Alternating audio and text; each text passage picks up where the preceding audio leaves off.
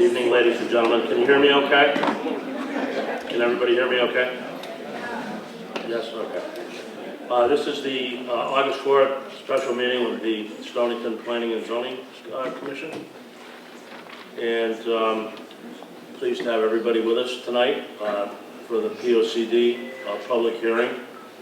I know there's been some information floating around about it. Hopefully some of this will be clarified in the public hearing, and we're anxious to hear all your comments.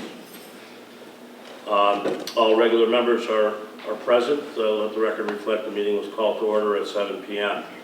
No alternates are appointed. What's the Commission's pleasure on minutes of July 21st, 2026? Mr. Chairman, I make a motion to approve the meeting minutes for meeting number 1826 from July 21st, 2026 as submitted. Motion approved by Ryan. Is there a second? I second the motion. Seconded by Gary. Thank you both. Any discussion? Hearing none, all in favor? Aye. Anyone opposed? Motion passes. Opportunity for public comment. This is an opportunity for anybody in the audience that wishes to address something that's not on the agenda. So if your item appears the POCD, Mystic Links, or the Redco application, this is not the opportunity to speak. But if you have something else, you're welcome to take the mic and address the Commission. Hearing none, we'll move on to correspondence. Paul? None. Actually, I don't think we have anything, correct? No. No correspondence? Okay, reports from staff? None yet. Anything for the good of the order of the Commission? No. You've all got zoning enforcement violations in your packages. Any questions, you can see the staff directly or reach out directly to the staff. No items for administrative review. No old business. Moves us right to public hearing. Can we read the legal notice for Mystic Links? PZ 2622 SUP Mystic Links LLC, M. Nelson. Special use permit application for change of use from wholesale production to indoor entertainment establishments, units 107 and 108. Property is located at 23 Clara Drive, Mystic, M/B/L 163-1-19. Property is located in the TC80 zone. Thank you. So for those who haven't been here before for a public hearing, the applicant will make their presentation. The board will ask questions. Staff will raise any issues that staff needs to raise. And then there are sign-up sheets if you'd like to speak for, against, or just make a general comment about the application. Please sign up and we'll call you in the order that you've signed up. We do have pens out there now. I apologize for the fact that you had sign-up sheets with no pens earlier. We do encourage you to sign up and speak. Just one point of order. We have to try to finish business, or we have to try. We have a contract and we have to leave this room at 10 o'clock. So the goal is to try to be as courteous as we can. We want to hear everything you have to say. Get as much in as we possibly can. I guess if we have to continue an item, we will. I think on the basis of what we already know about the feedback on the POCD, a lot of interest, that there'll probably be another public hearing. I'm not trying to, encourage the staff to go, the commission to go one way or another, but I guess I am. I think another public hearing is in order, and I think you'll have another opportunity to speak. My understanding that not everybody had an opportunity to review the full document, and we want to make sure that you do have an opportunity. And we are very interested to hear what you have to say. The POCD was prepared by a subcommittee of the Planning and Zoning Commission. Members of the Planning and Zoning Commission were on that subcommittee, but there were also members of a whole raft of other town agencies on that committee. So it is just coming to us now, as well as it came to you. And I think everybody needs more time.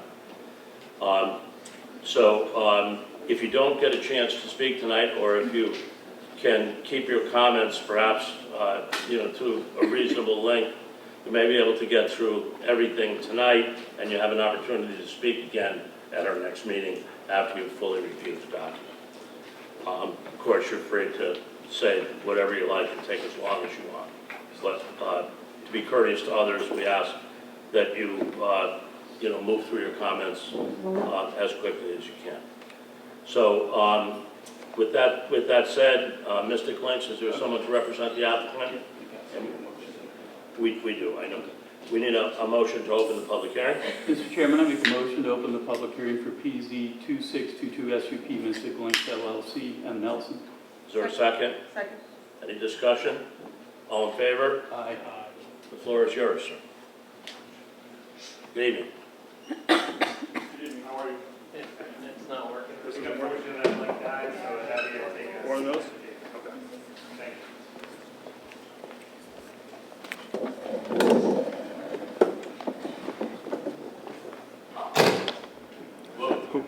That one works. That one works.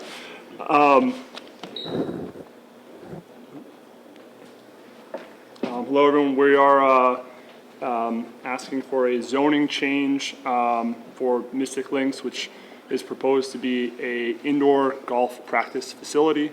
Our focus is going to be for a membership-based facility, sort of like a club where people can go. Obviously, predominantly in the wintertime when weather does not permit you to play outside, but a place to go practice, play with friends, things of that nature.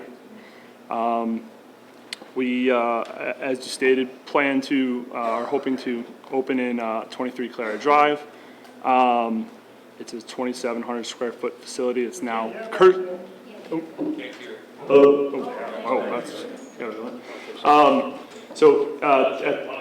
start over, yeah. Yeah, for Mystic Links, we are proposing a zoning change for an indoor golf facility. Our primary focus will be practice. We'll have leagues.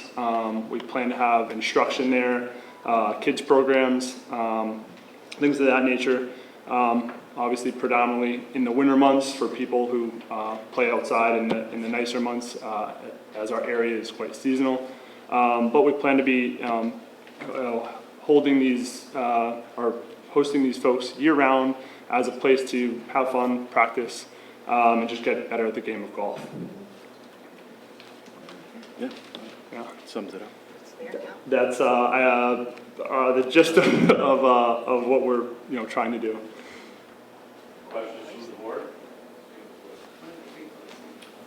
Just a quick question. This is Ryan Dacey. I have a question just because I noted it on one of the recommended stipulations. Are you planning to play any amplified or, live music at this location? No, sir. Okay, thank you. What are the hours of operation? Right now, they're planned for 6 a.m. to 10 p.m. Do you have a peak hour of interest? Is there? We assume just from research that it's the after work during the week, the 3, 4, 5 o'clock, we think. How about the weekends? And weekends, it seems to be morning similar to the average golfer. They usually like to play in the morning and they're with their families or what have you the rest of the day. But I would assume we'll have a trickle of people throughout the day on the Saturday and Sunday, with the morning being the predominant time. Any other questions to the applicant? I have just a. It's working. It's not working. Okay. So just a clarification for the folks in the audience, this is not a zoning change, it's a special use permit. And just for my own benefit, do you know what kind of simulators you're going to get? Yeah, we're going to be using TrackMan. I'll respond to your Facebook. Perfect. How many stations or systems? Yeah, great question. There will be 3 systems in the facility, so we could host multiple players at a time, and obviously we'll have an instructor, as I stated, so there could be lessons going on in one, and a couple other people playing in the other 2 at the same time. Are you going to be looking for a liquor permit at some point? No, Never? no.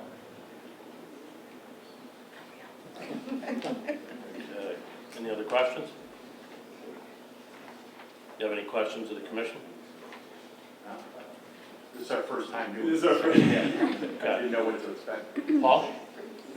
No staff, no comments from staff other than the stipulations, and other than that, then to hear from the public.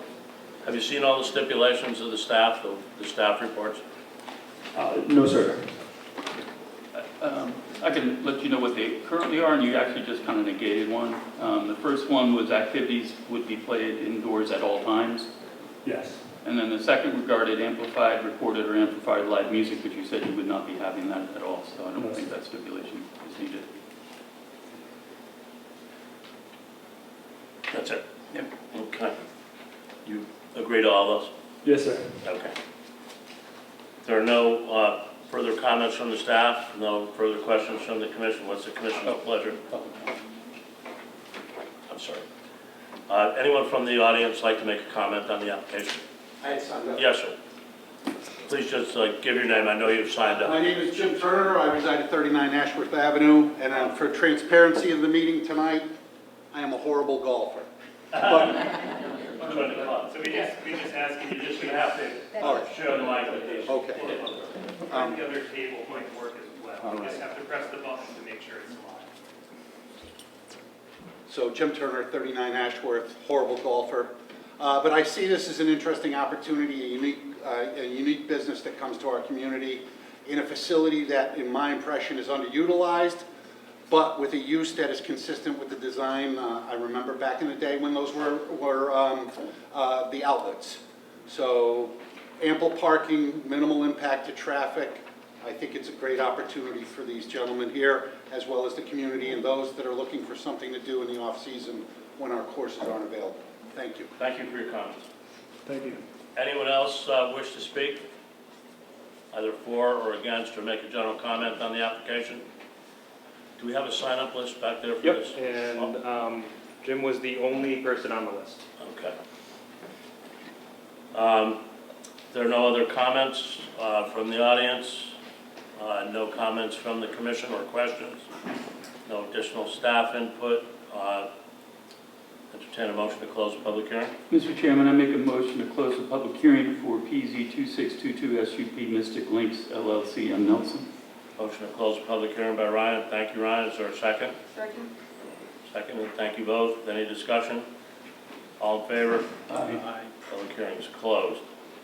Is the commission comfortable on taking action on this application this evening? Yep. Mr. Chairman, I make a motion to approve both the waivers that have been requested and the special use permit application for PZ 2622 SUP Mystic Links LLC and Nelson with the following one stipulation: activities will be played indoors at all times. Motion for the waivers and the application for a special use permit in one motion. You okay with that, Paul? One motion covers both? Is there a second? Second. Motion made and seconded. Any discussion? All in favor? Aye. Anyone opposed? Chair abstains. Motion passes. Congratulations, gents. Good luck. Thank you. Could we read the advertisement for the POCD? Next item on the agenda. 2026-2036 Town of Stonington Plan of Conservation and Development. This is a presentation by SLR. Is there a motion to open the public hearing? Mr. Chairman, I make a motion to open the public hearing for the Town of Stonington Plan and Conservation and Development. Motion to open the public hearing. Is there a second? Second. Made and seconded. Thank you both. Any discussion? All in favor? Aye. Public hearing is open.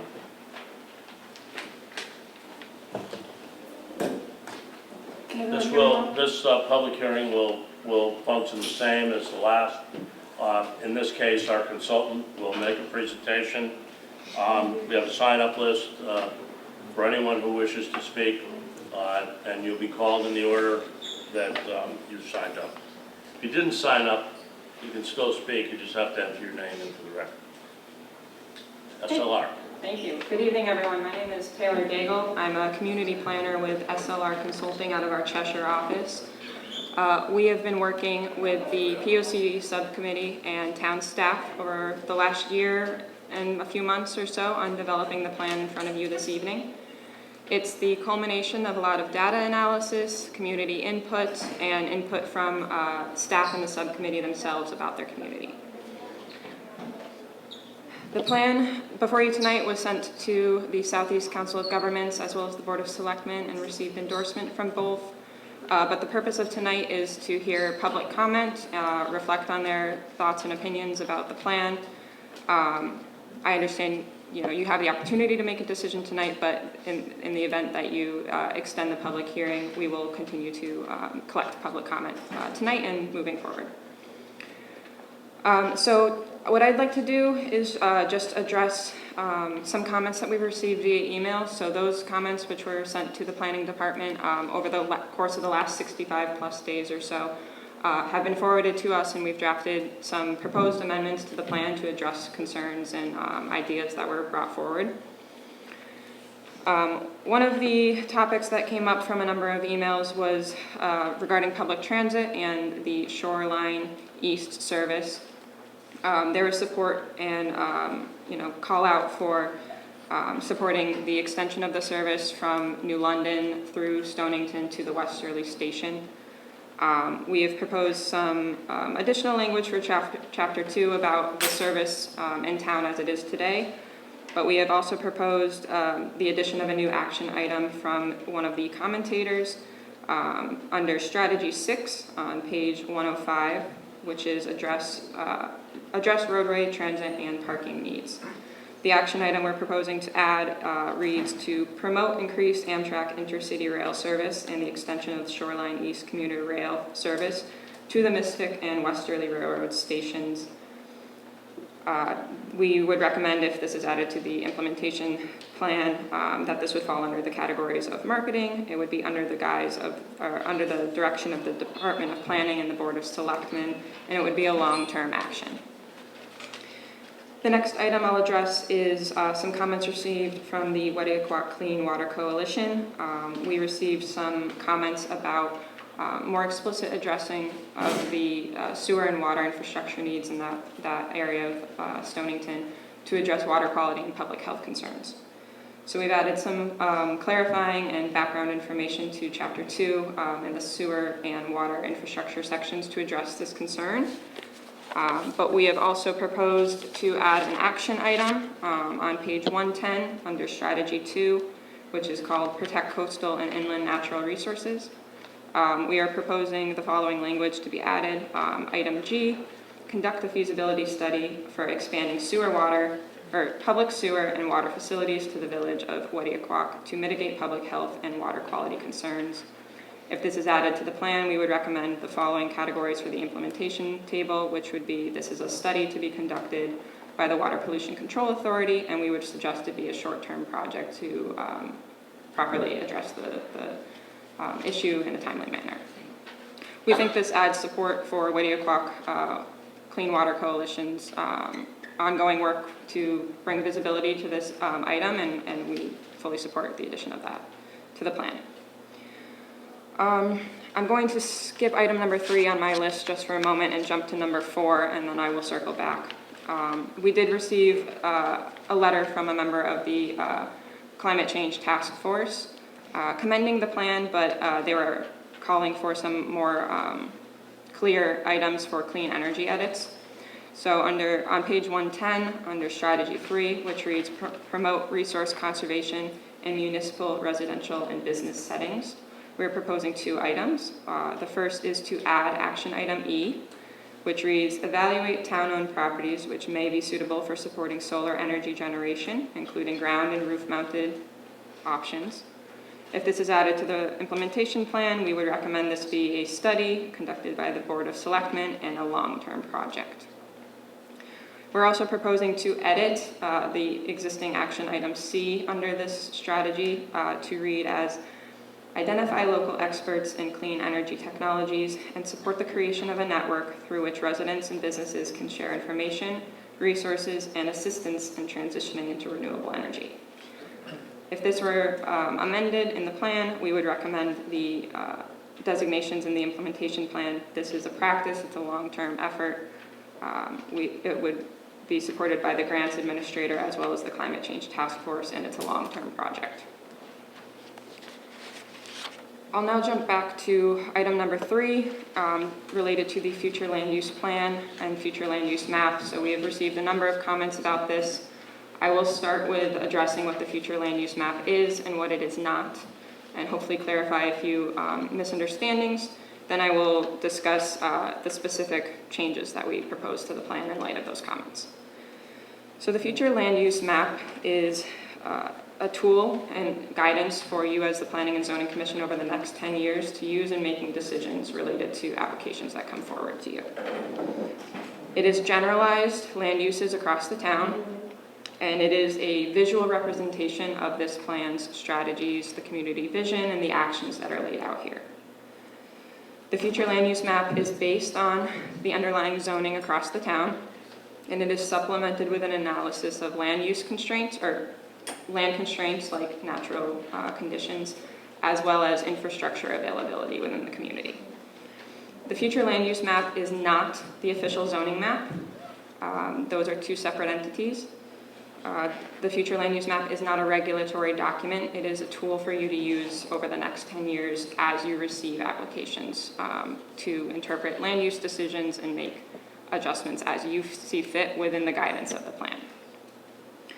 To clarify, there are no proposed zoning change amendments within this map. They are two separate entities. This map is guidance. That being said, we did receive some comments which warranted follow-up, and we have proposed some amendments to the map itself.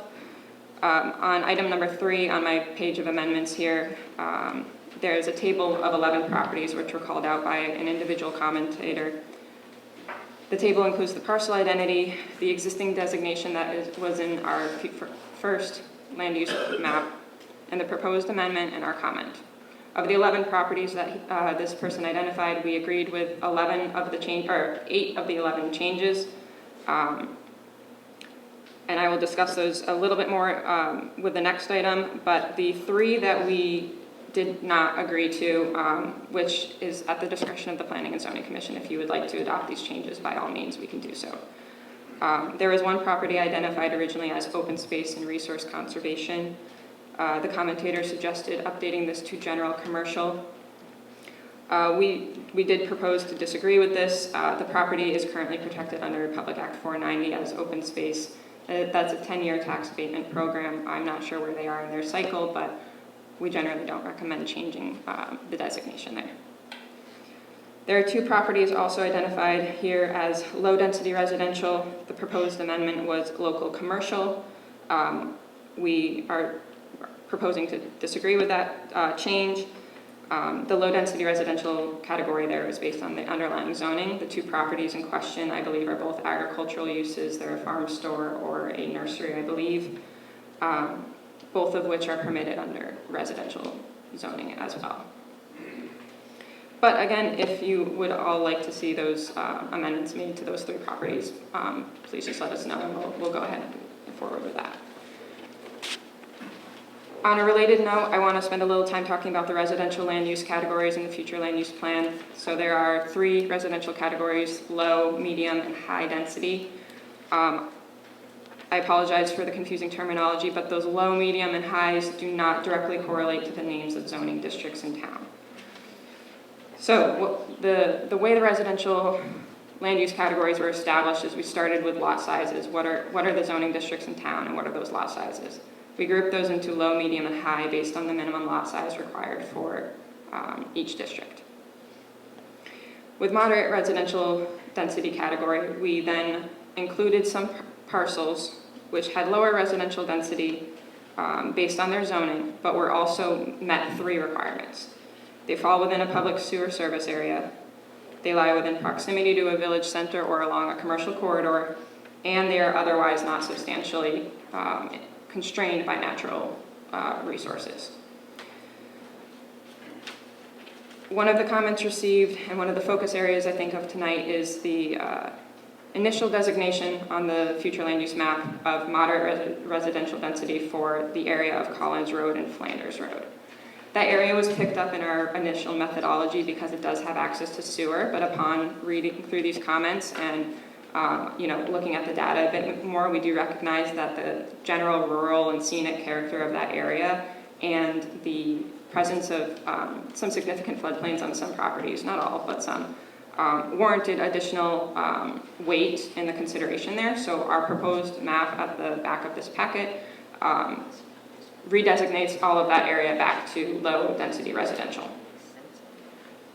And we appreciate the public comment bringing light to that.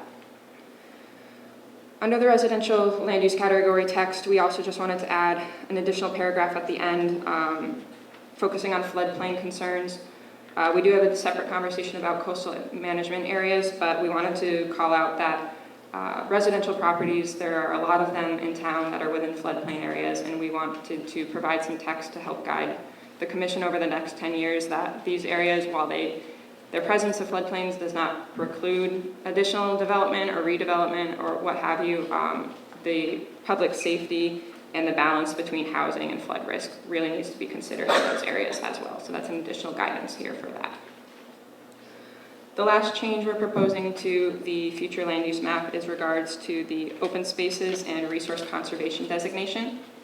That category was created to group properties which reflect the physical character of the town's rural and coastal settings. So it includes protected open spaces, it includes agricultural lands, which were identified as a major component to the town's identity, and it includes areas that are significantly constrained by natural resources. And the intention of this section is to call out those areas of town to give you guidance moving forward as it, in light of, let's say, a property that it has that designation right now on this map, came forward with a proposed development. We suggest considering if that development makes the most sense or if the town would like to pursue maintaining whatever that existing use is, whether it's wooded or protected open space, agricultural land. With that in mind, we did propose to add some clarifying text that the town needs to recognize the rights of individual private property owners that are under this designation of open spaces, agricultural land, and resource conservation. That they have the right to develop their land in accordance with land use designations, but the town, in reviewing applications of that type, should explore voluntary incentives, partnerships, and conservation tools that would encourage the continued use of these properties as working agricultural lands, natural areas, or other open space resources. On the last page of my packet here is the amended future land use map. A few things I just want to highlight that we just discussed.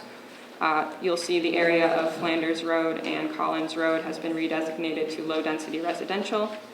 You will see we've renamed the green category open space to open space, agricultural land, and resource conservation. You will also see that we have added a gray covering to the Stonington Borough. That is a clarifying component. The borough is its own jurisdictional entity and they have their own future land use plan. We don't want to cause any confusion with that, so we suggested blocking over that as has been done with the previous plans. We also just added a footnote to this map as well, stating that this is the future land use map, it is not a zoning map, and the town's website has the official zoning map. So to close, we have heard the public comment, we appreciate it. I understand we'll be hearing more tonight. I will be sitting by and taking notes and ready to prepare some additional amendments. And my understanding is we'll have some time to reflect on those and get you an updated draft. But we look forward to hearing comments from the public on the remainder of the plan. Thank you. Questions? Sure. Any staff comments? Thanks for making these changes. Yep, I can just add that I've had some great... Speak up. Not a problem. Sometimes it doesn't pick it up. You have to get right on top. Okay. So I'd just like to add I've had some great conversations with members of the public who have come into the department to talk to us about the POCD. I think, as noted in SLR comments, one of the big kind of questions was that mixed, medium, low, medium, high. What they really mean, what they correspond with.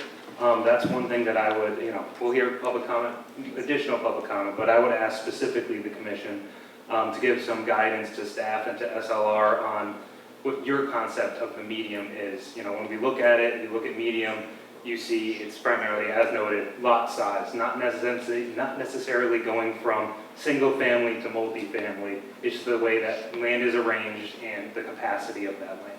So it's just, again, because in looking in the future, as I said, it's not a zoning map, but it is something that you can look at as the guide, and I think it's speaking to your future selves and those who are sitting on this commission in the future, what the intent of that middle, the medium density is. Because that's the biggest concern I think I've heard so far from the public who has come in, one of the biggest ones. Thank you, Paul. Any other comments from the commission? No questions of staff? I hear you. Then I think, we have a sign-up sheet? Yeah.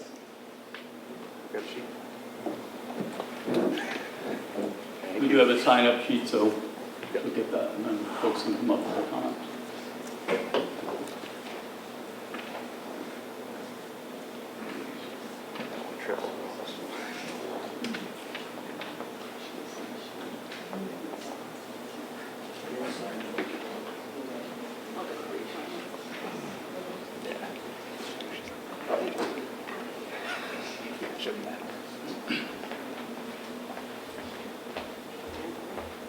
Thank you, Adrian.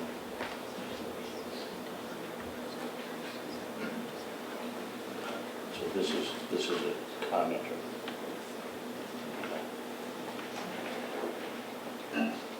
First person on the list is Brian Benz. Use that microphone because I know it works. I think that one works, yeah. Thank you. Good evening, Brian. Touch the button, or is it on? So, Brian Benz, 80 Wilcox Road.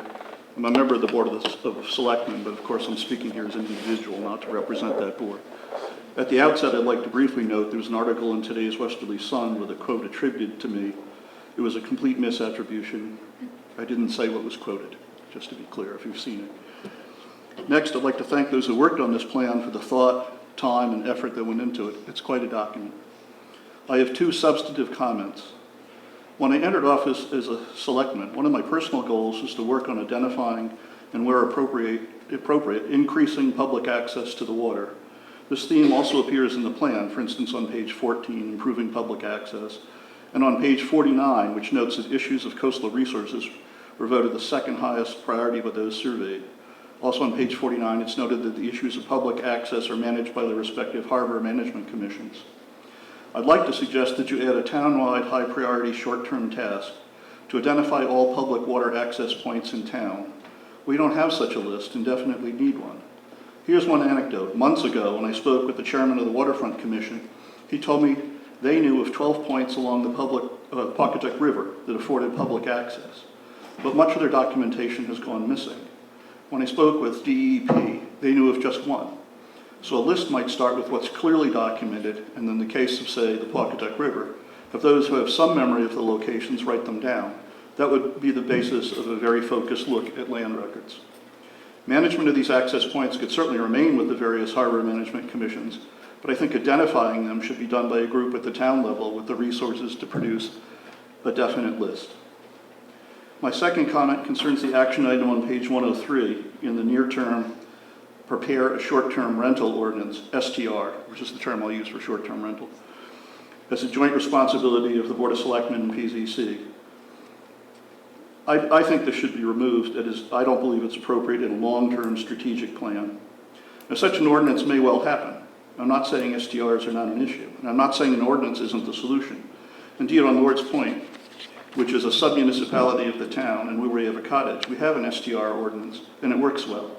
But the town has very different areas with very different needs, and a one-size-fits-all solution is hard, perhaps impossible, to invent. And I'm not saying the problem should be ignored, but there are a range of possible solutions, from heavy-handed to a very light touch. I'm not going to revisit the debates that occurred when the town recently and unsuccessfully tried to create an ordinance, but I will give a few examples of alternate approaches before we embark on the same route again. One resident advised me years ago it could be done entirely through zoning.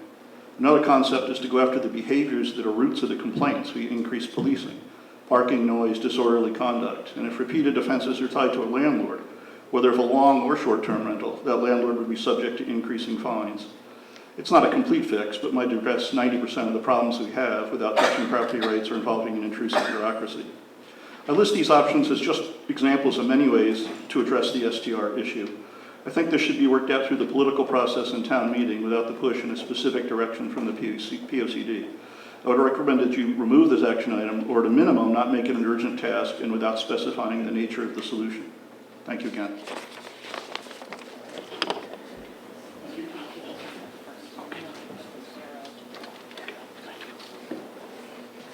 Thank you, Brian.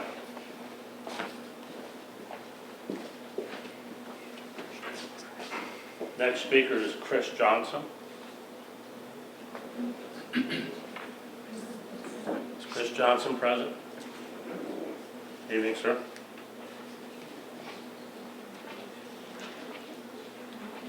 You have to speak right into the mic, or it won't work. How's this? That's great.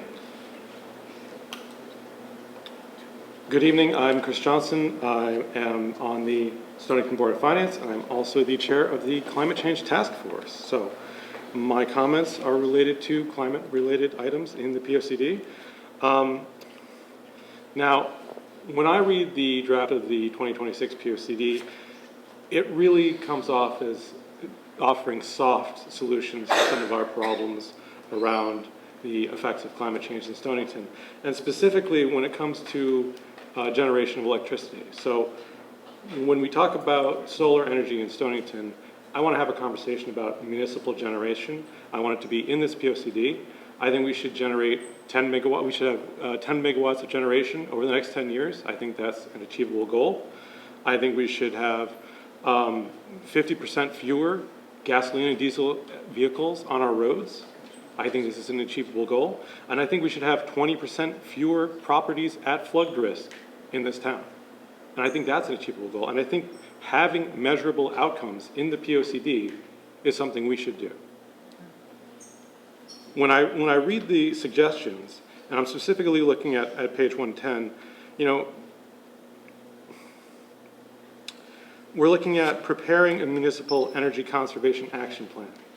Preparing a plan. We do a lot of planning exercises in this town. I've been involved in several of them, probably half a dozen in the last 10 years. How do we ensure we make measurable progress? And that's by having specific items in the POCD that we can work towards.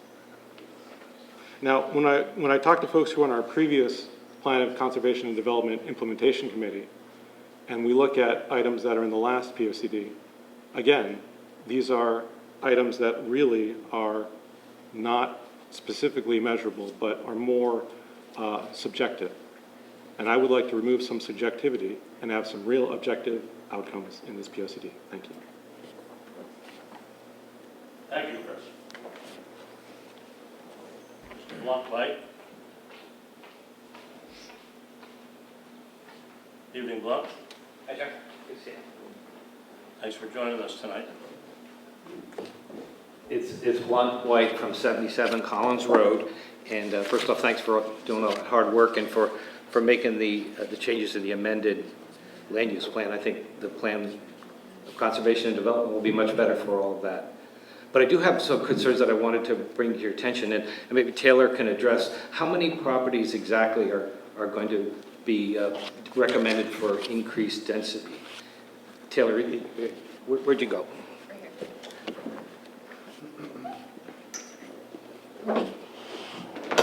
So with the removal of the Flanders Road and Collins Road area from the designation, it's about 400 properties across the village areas. Out of 10,000, sorry.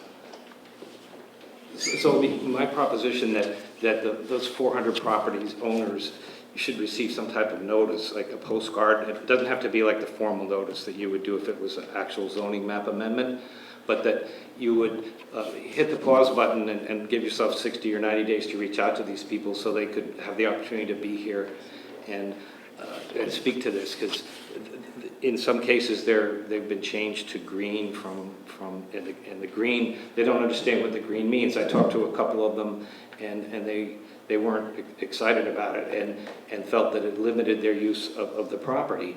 And I can point you out to a couple of the properties that are on here. One of them one of the properties is the Robinson properties, and that's an old farming family. They were here before the 95 went through, and 95 bisected their farmland. And so one of the letters was from one of the descendants, and her property it's vacant. They have an abutting piece of property that's okay, but the vacant property that's next to them, that's farm fields, is designated for open space. It's not in PA 490. But it's designated green, and to them that they're not here. They wrote a letter. I think they deserve the opportunity to be heard. We look at another big piece of property. The biggest piece of property that's in this map is the Sergio and Eva Franchi property, and they did a lot for this town with their tenor show over the years, and that's it's 200 acres, and it's shown as green, and I'm sure they would have something to say about this if they were given the opportunity. And to send postcards to 400 people, I wouldn't think that would be that difficult. The GIS could bring up those addresses, and it could probably be handled in a relatively short period of time. I'm thinking like 60 to 90 days. You could keep the hearing open, send the postcards out, bring them, ask them to come in and hear their story. And if you're happy with the green, if they're happy with the green, then move forward. But I do think it's a concern for them, and I think the fair thing to do would be to give them the opportunity to speak. Any questions? We are operating under somewhat of a tight time frame here. It doesn't dictate that we, do this tomorrow. But the Office of Policy and Management requires that this plan study be frequently updated. And the town didn't fund it, the Finance Board didn't fund it. As soon as they did, this board took action to move forward with it. But it was late when we started. And OPM granted us an extension. I don't know that we can accommodate 60 or 90 days, but I believe something should be done. Whether it's a full-page ad in one of the local newspapers that publishes this map that might get everybody's attention better than a legal notice. Maybe some of the social media notices, and then some time for people to react. I don't know that everybody agrees with me on this. This is just my thinking. But in essence, I agree that something additional should be done, and we're going to have to work on that. I think we're going to have to ask for an additional extension from OPM. The September deadline, Paul, it's the end of September? Yeah, so I can clarify that. That's what we have identified to the Office of Policy and Management of when we're going to get it done. It's whenever funding is suggested. There's a waiver that has to be signed off every time for discretionary. So it's one of those. That's when it's been identified that we would complete by September. They're generally pretty reasonable on this, and if the town is making progress and they clearly recognize all the benchmarks that we've achieved as definite progress, I think they would be reasonable in granting us some kind of an extension. So we're going to have to approach them, and we'll keep you posted on what we're doing. That's good to hear, because I've spent a lot of time thinking about town policy. I was the chair of the EDC when the last POCD came around, and I served a term on the Board of Finance. And I can think back of regrets that I had, but they were all pretty small. But I think if you don't reach out to these people, it'll be a regret that you'll think about when you get off the board and you're sailing into the future, and you think back, what are the things that you could have done differently? That might be one of them. But it sounds like you're on the same page. Reach out to them and get their two cents, and then move ahead. Thank you for your time. I think from our work together on the zoning study that we'll do our best. Agreed. Yep, you guys are doing good work. Thank you. Okay. I'll try my best not to mispronounce this next name. Thaler Heffel. I didn't murder it too bad. You at least realize what I said. Evening, sir. How you doing? I'm doing good. How about you? Wonderful, thank you. Good. Tyler Hafel of 3 Palmer Neck Road. I came to address one issue, although I want to give my opinion on all of them, but I'll just talk about bicycle transit, bicycle and walking transit. I think that's pretty awesome that that's in the packet there. So I'm a dual citizen of Austria. My dad migrated over in the 80s, so I spent a lot of time in a country where the entire country is one giant network of bicycle paths. You can't live anywhere without having access to a bicycle path. And it's a beautiful thing. Public transportation is out of the charts. I think that the benefits of having more bicycle paths, and we'll call them bike and walking paths, mental health, physical and mental health, right? So I don't have to tell you that obviously biking promotes physical health, but physical health also promotes mental health, which promotes healthier communities. So, I mean, there are studies across Europe, UK, Australia, Scotland. They've done long-term 5-10-year studies based off of this exact thing. So there's 15 to 20% reduction in anxiety, depression, everything with communities that have direct access to bike paths. So I think if you want to have a stronger community, you need to have stronger people. And I think that's a pretty, low maintenance way to promote that. There's a cost going into it, obviously, but after that, it's maintaining the marking once in a while and making sure they don't get overgrown in certain areas and let the people do their thing. It's a beautiful, beautiful thing. Community networking, especially for underprivileged people. So you have people like me who run multiple small businesses. I can afford the fuel. I've got a couple vehicles. I can hop in a giant diesel truck and drive down here, and that's all well and good. But a lot of people can't. So they're confined to their communities, especially since they don't have bike paths or walking paths. They don't feel like they can network. They can't afford the fuel. Maybe they don't even own a car. So they're stuck, and what that does to people, they're living outside, but they feel confined, and it's right back to mental health. It doesn't help a community at all. Safety, obviously.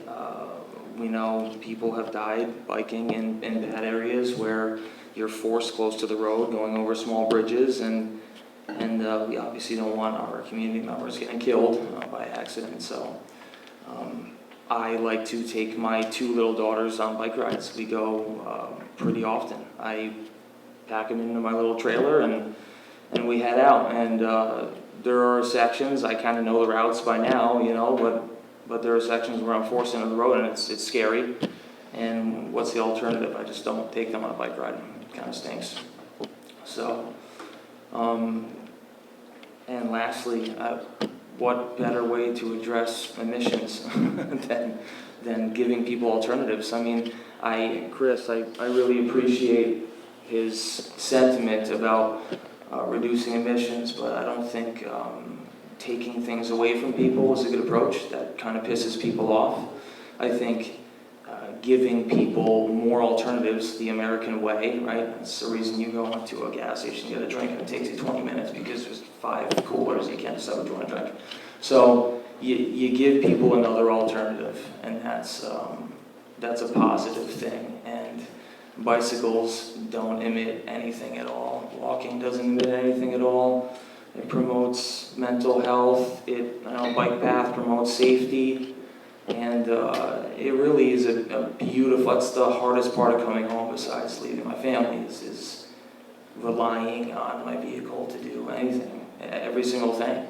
Over there, I would have driven my bike down here, but, Cove Road, Route 1, that's not really fun to ride your bike on. So I think that's a really, really exciting, and, you know, a lot of people might look at it and go, yeah, it's a third, fourth option, but it's actually, it's actually huge. It really is, it's a big item. Don't underestimate that item. Go visit countries where that's their almost their number one priority is public transportation options. That's their number one priority is public. You could see it, and it's a whole different vibe. Everything is just it's very nice. People are happy. They're not confined. Everyone's safe, you know, to a degree. And I think that would be a great initiative to pursue. So thank you. Thank you for your comments. Susan Hubbard.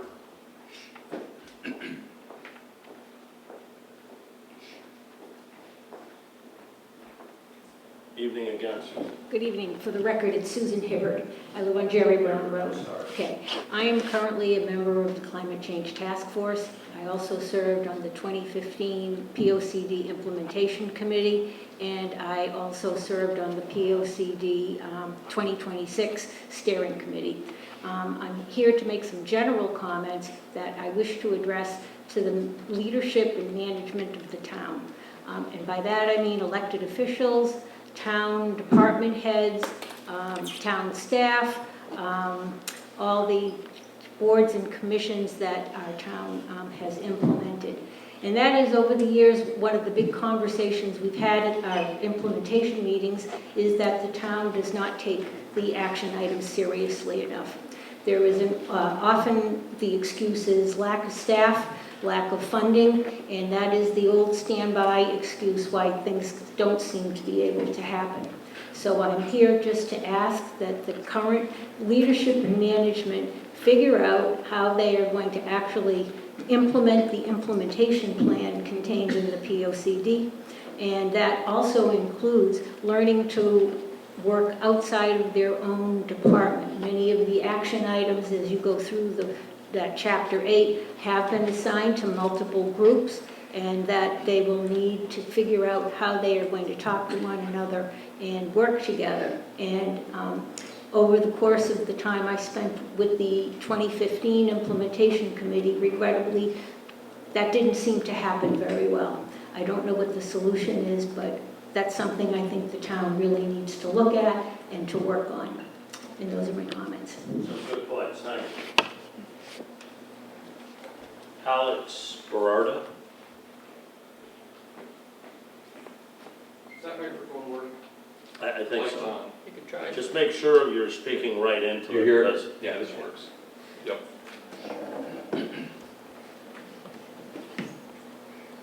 I just figured it makes sense to make this one available too. So again, yeah, good evening. My name's Alex Ferrardo. I'm a resident of Westerly and a member of the Westerly Rail Advocates Group, which has members in Stonington and North Stonington, the surrounding communities.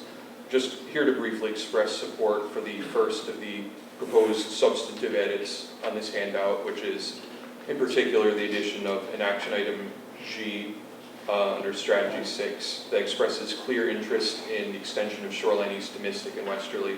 Just want to offer two additional points of context that I think would be helpful. One of them is that the existing POCD from 2015 that's still in the books affirms its support for commuter rail, so the language in proposed action item G is pretty much phrased from what the 2015 POCD says. And the Board of Selectmen unanimously passed a resolution expressing support for the extension of commuter rail in January 2025. So just wanted to raise those to say that I think it's fair that to say that the proposed edits listed here would be consistent with both the town's previous and current stances on this matter. That's my comment. Thank you kindly, sir. Sharon Lynch.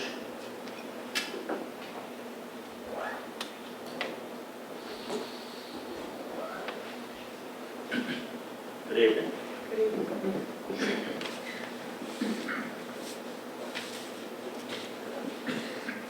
Thank you for the, is this working? Thank you for the, Turned on? Is the light on? yeah. Thank you for the opportunity to comment publicly on the 2026 Plan of Conservation and Development.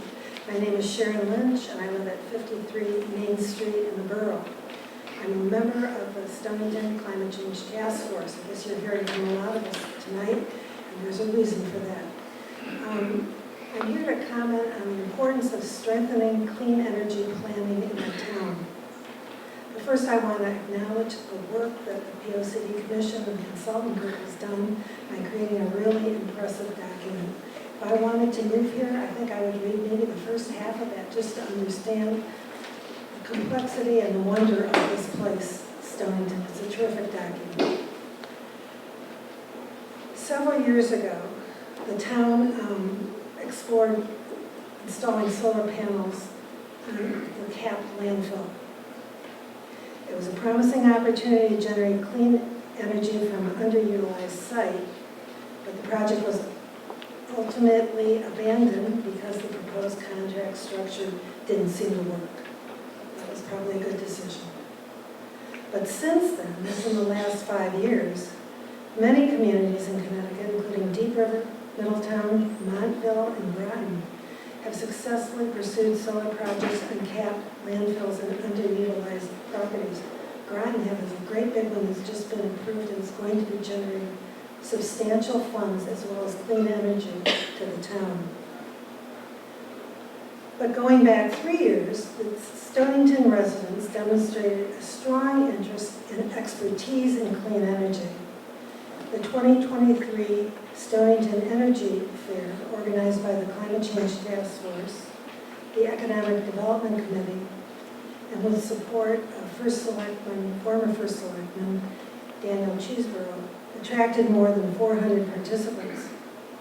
Residents and businesses showed a strong interest in solar, electric vehicles, heat pumps, and energy conservation. That was a big deal, and I think in part the reason why that was so successful is we had a member of the town staff working with us, which goes to what Susan Hibbard was talking about, the close connection between the town staff and projects. Since then, we found out that Stonington is a leader in heat pumps per capita in the state of Connecticut, and actually second in residential solar use in the state of Connecticut. So there is a lot of on-the-ground practical experience and expertise, as well as a lot of smart people, electrical engineers, financiers, all kinds of people who know about this stuff and are doing it.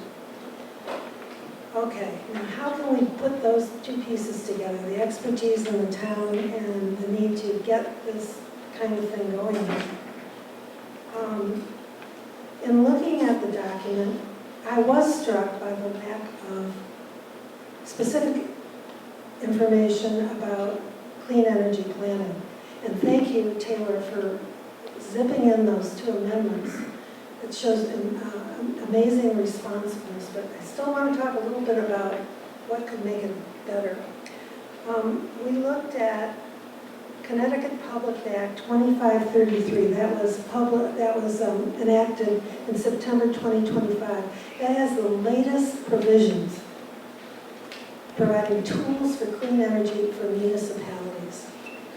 Representative Andre Baumgartner, who's in the audience tonight, was one of the sponsors of that. I'm sure he knows a whole lot about it. Looking at the provisions in that could not only spur clean energy development, but also I think some of the emergency planning that would connect clean energy storage with some of the sites that are being prepared for emergencies and that sort of thing. So, of the 3 recommendations, 2 of them have roughly been adopted. Again, thank you, Taylor. That was great. But there's another point, and Susan started this, and I'd like to talk a little bit about it. And that is, it would be really great if this town had a clean energy task force or committee. And you think, oh, another committee, that's just what we need. But in fact, all over the state of Connecticut, and frankly, I can prove it, the towns that have been doing the most with clean energy adoption and, creating the safer energy distribution networks within their town all have these task forces. There are some that have clean energy or sustainability staff right in town hall. That would be a wonderful dream. But in the meantime, in the interim, I really suggest that these provisions include a way of incorporating the smart citizens who are eager to do this, who know about this, and who could really help out in ways that will help move the implementation forward. We've got the resources, and I think we can do it. So thank you very much for taking the time tonight. It was really exciting to listen to what you've planned and think about how it actually can be made real and happen. Thank you for your comment. I have Chris Johnson listed here again, but Chris, I think you've already spoken once and didn't want to speak twice, right? Once is fine, thank you.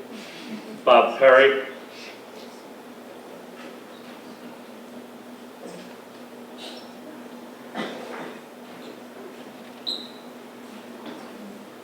Good evening, sir.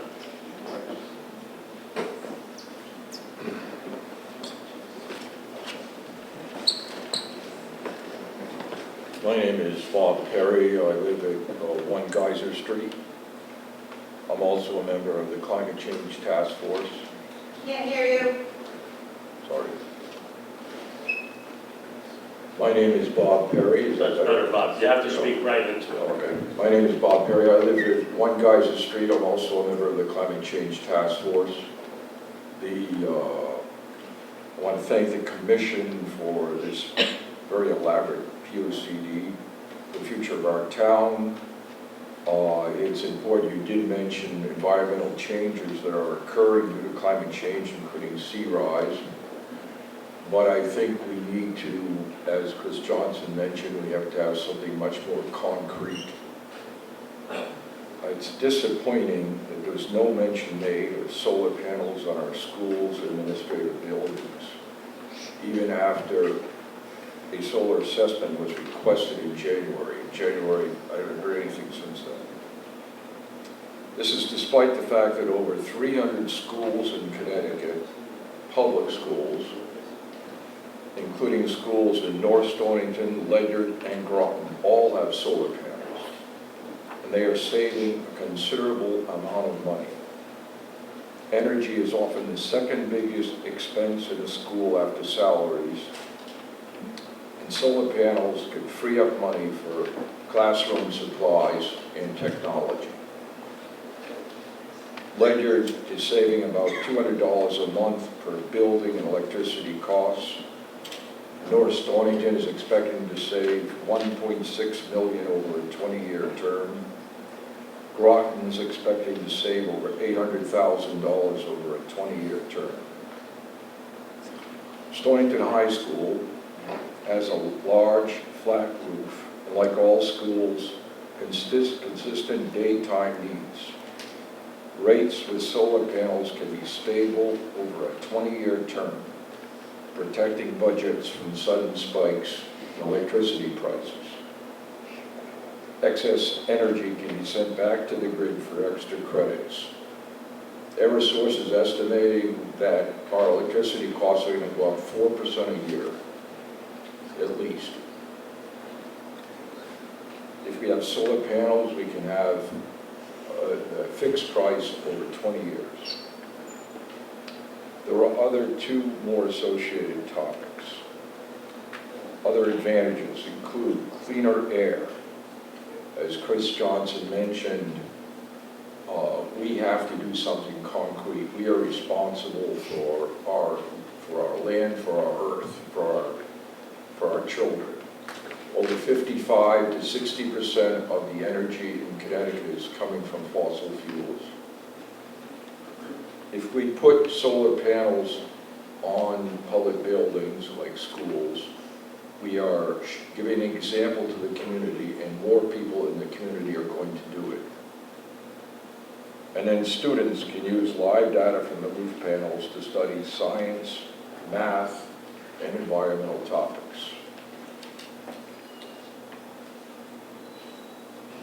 Cheapest and most efficient way for Connecticut schools like Stonington to get solar panels is through a power purchase agreement, which is like a fixed price. facilitated by the Connecticut Green Bank via a solar municipal assistance program.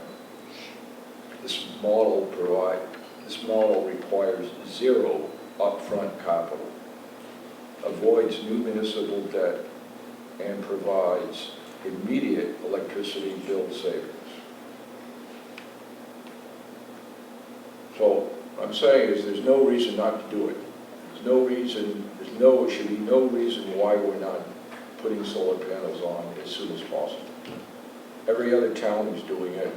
When I said 300 schools, many more private schools are doing it also. Many more public buildings like town halls are doing it. And Stonington is an outlier. So I think we have to stop. We have to get on the ball. Thank you. Thank you, Bob. Andy Baumgartner?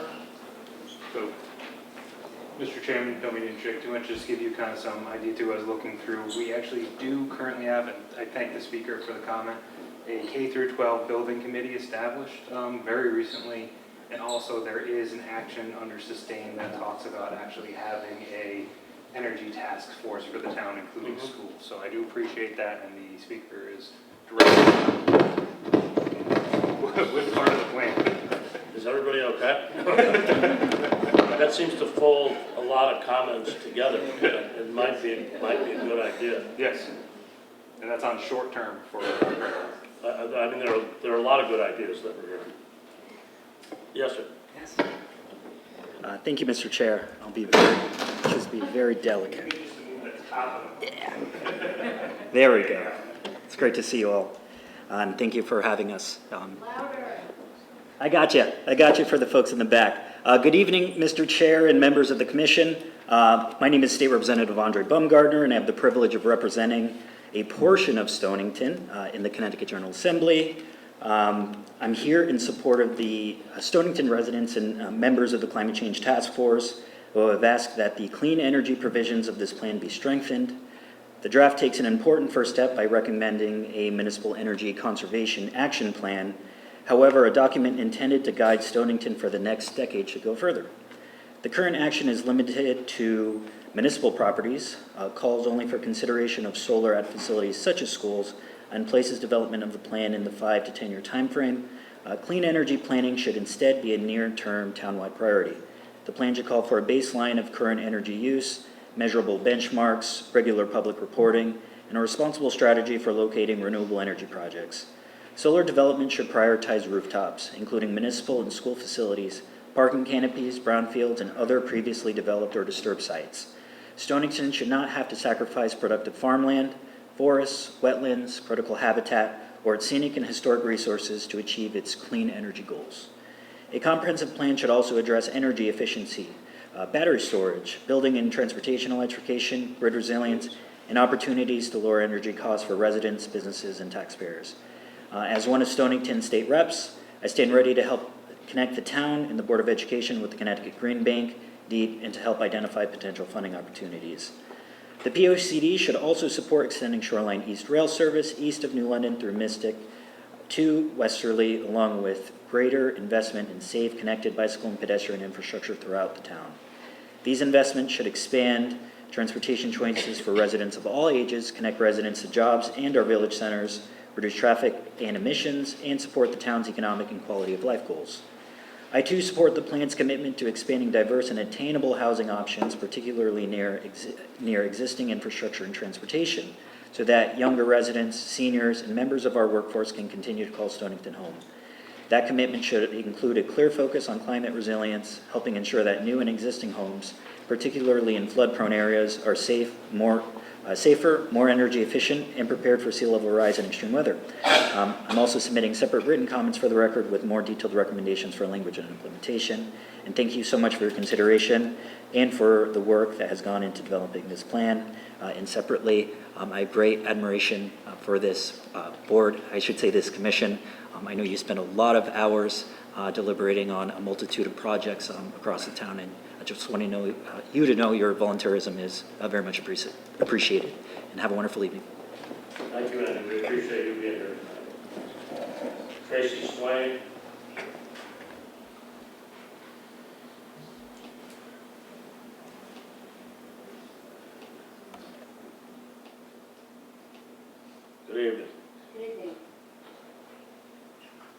you don't need the mic.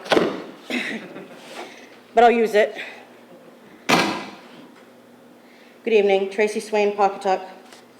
So I'm going to start with listening to the opening of the report.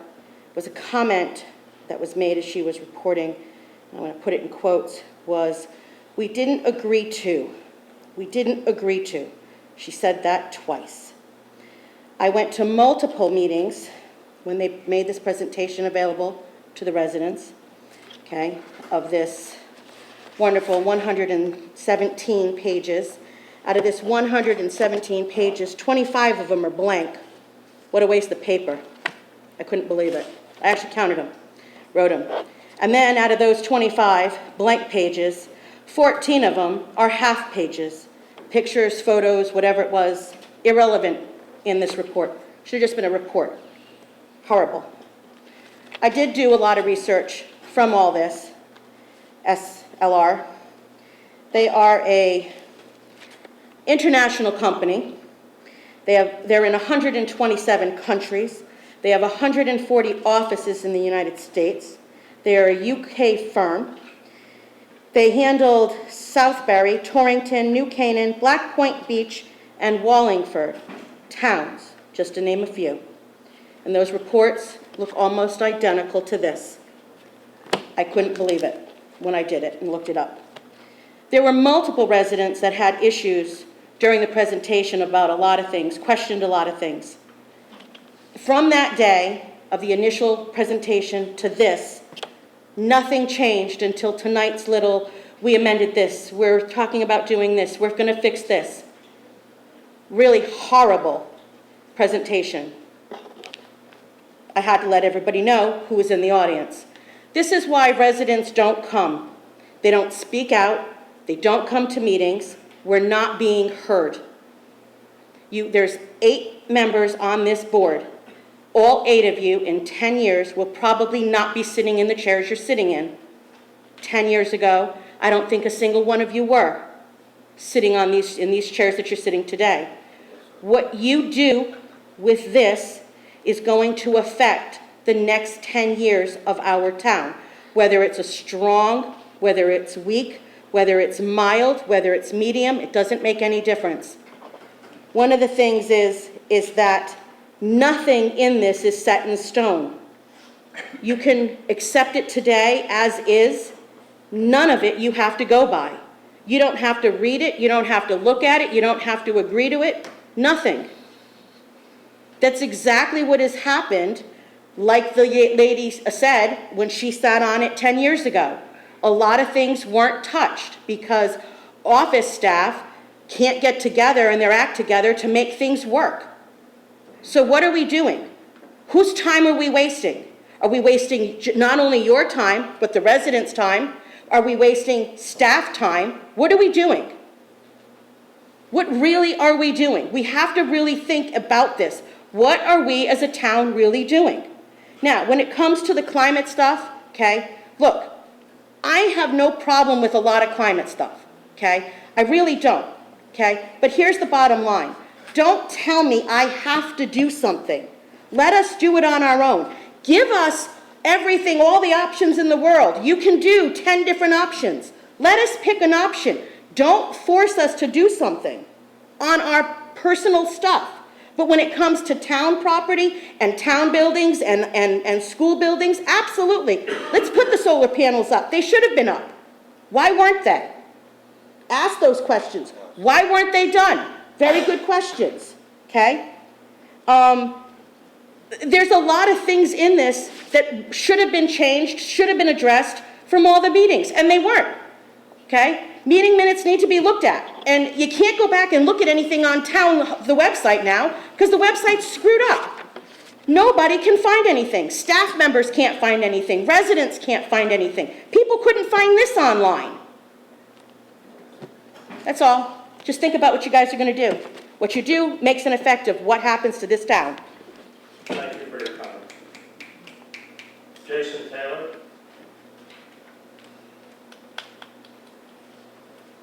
Good evening, sir. Good evening.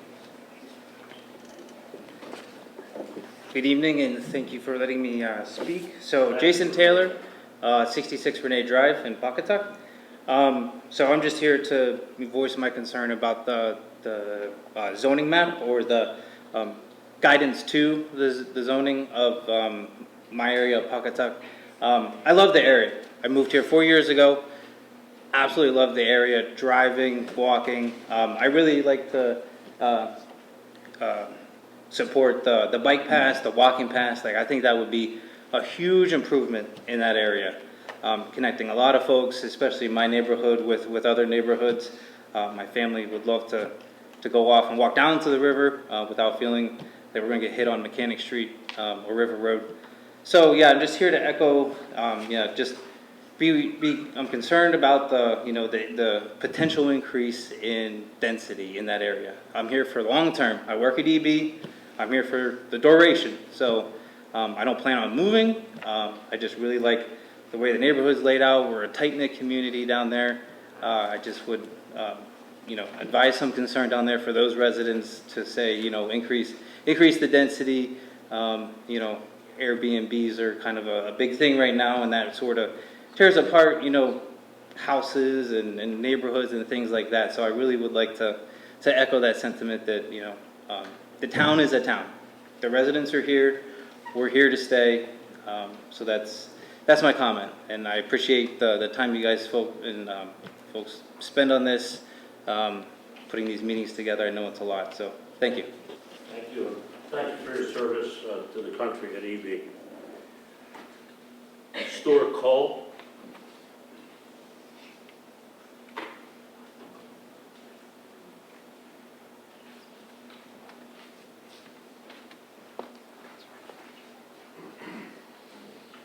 Good evening. Good evening. Stuart Cole, 132 Missatuxet Avenue. I also serve as chairman of the Conservation Commission. My concerns with the SLR work and the rezoning proposals are around and I speak as a private citizen here, as the possible taking of rights that are inherent in somebody's ownership of property. Whether you, now I know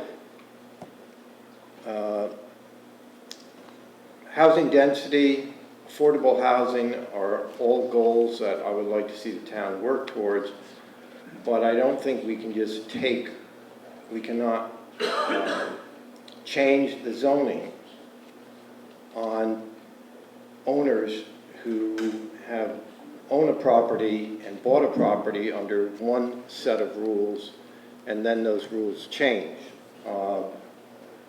Whether the zoning is how would you say, upzoned or downzoned, it affects people either way.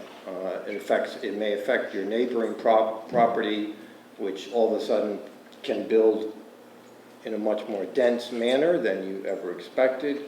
It may affect your property in that you can do a lot less than you thought you could do. So I think that I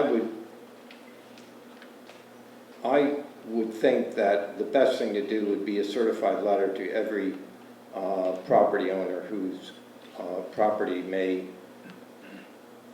whose zone may change.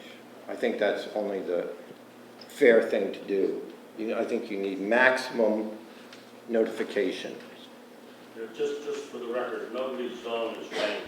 I know, but the proposals. But it's impacted, I agree. Yeah. It's impacted. I understand Land use that. recommendations are There's a impacted. recommendation. I would also, our current zoning, we have 9 special zones, I call them. We have groundwater protection, coastal area management, flood hazard, Pawcatuck parking is a zone. Those are overlay zones. Then we have floating zones, industrial heritage reuse, maritime heritage, neighborhood development, gateway development, and agricultural heritage district. So we currently have a lot of flexibility. These were all what you might call custom zones or boutique zoning or whatever you want to call them. For better or for worse, I didn't always agree with them, but we have shown a lot of flexibility. I think that the implementation of more affordable housing you can work with that in these type of either floating or overlay zones. So that's my comments. Thank you very much, Stuart. That concludes the list of people who have signed up. And is there anyone who hasn't spoken, who hasn't signed up, who would like to speak? Yes. Just state your name, if you would, and your address, okay, for the record. Kevin Miller, 81 Cove Road, Stonington. Evening, Kevin. How you doing? I'm good. Okay. My claim to fame is I managed the seawall project out at Enders Island, along with the Rosary Walk and the stations of the cross. And if anybody's been out there, you see what a nice project that turned out to be. The reason why I'm here is I went through all these, by the way, SLR, I think they did a fine job on the report.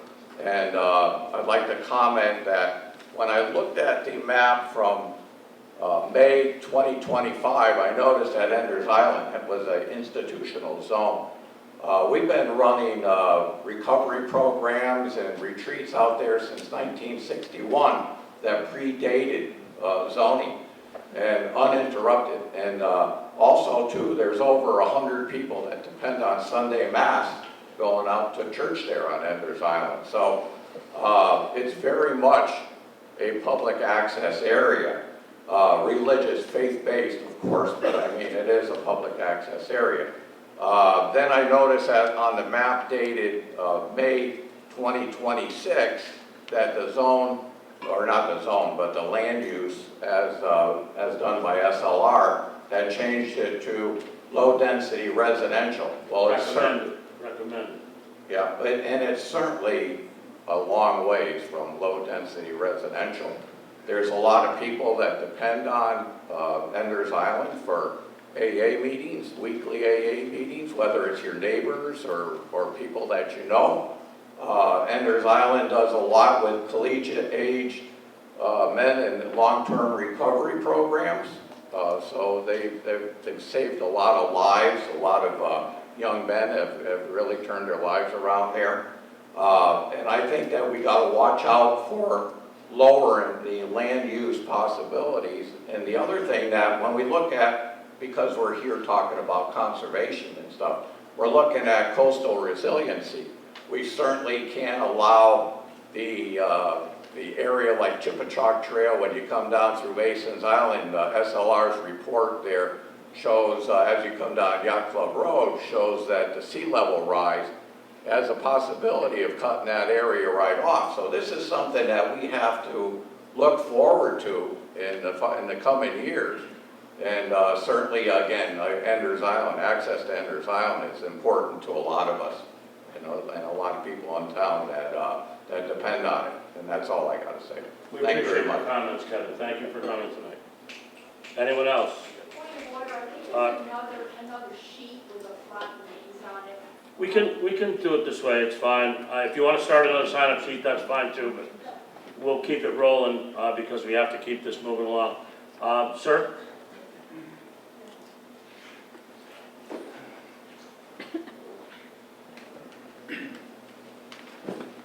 Good evening. Hi, good evening. Brian Gill, I'm 45 Church Street, Mystic. My discussions about the zoning or the desire to increase zoning around the transit hubs and how there's a disconnect between the goals in the plan. One of the goals is try to improve the town's FEMA rating, the National Flood Insurance Program. It mentions on page 51 that the town holds the highest rating in the state, Class 7 community, which sounds good, but Class 10 is actually the worst rating, the highest rating, and there's a bunch of towns that are Class 10, and Stonington Borough, which is not part of the report, is Class 8. So Stonington Township is self-rated as a Class 7, and you get a discount, you know, with FEMA, you get a discount with flood insurance, 15% Class 7. They're looking to improve that to Class 6, which is a 20% discount. It's easy, you could just limit building development in the A zoning, in V zoning, and you get 1,000 points right there. So that would reduce it to Class 5, which is 25% discount on flood insurance. So the idea of reducing or increasing our percentage of flood insurance goes against the desire to build out around the transit hub, say Mystic Station, which it's all within a half mile or a quarter mile in all directions. It's in within a flood zone, 100-year flood zone. And so anyway, it seems there's a contradiction between that and, you know, it'd be nice to have that sorted out, which direction the town is heading. Thank you.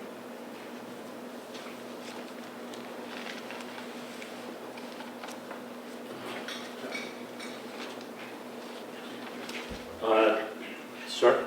Yep. Have you spoken, I'm sorry, I'm calling on this gentleman here.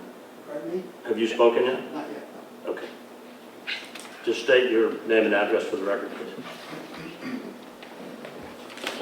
Yeah, good evening, everybody. My name is Christopher Bound. I'm a resident at 3 Carnot Court, Greenhaven.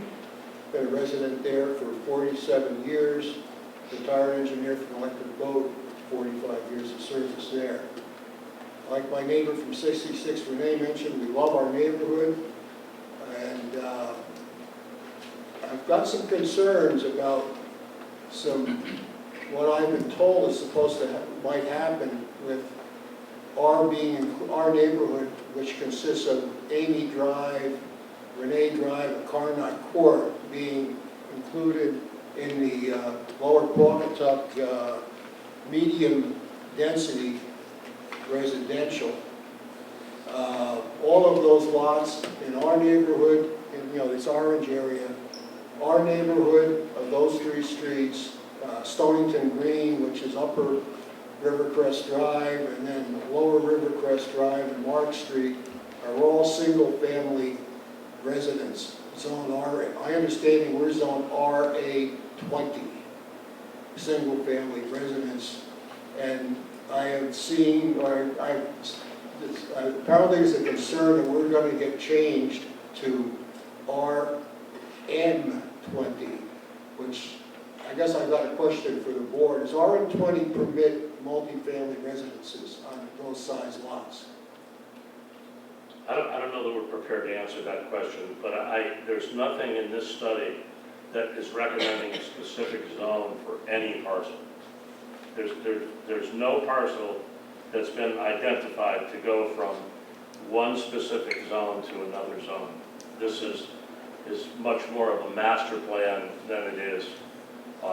You know, there are recommendations that density is increased, but there is no recommendation for a specific zone for yours or any other parcel.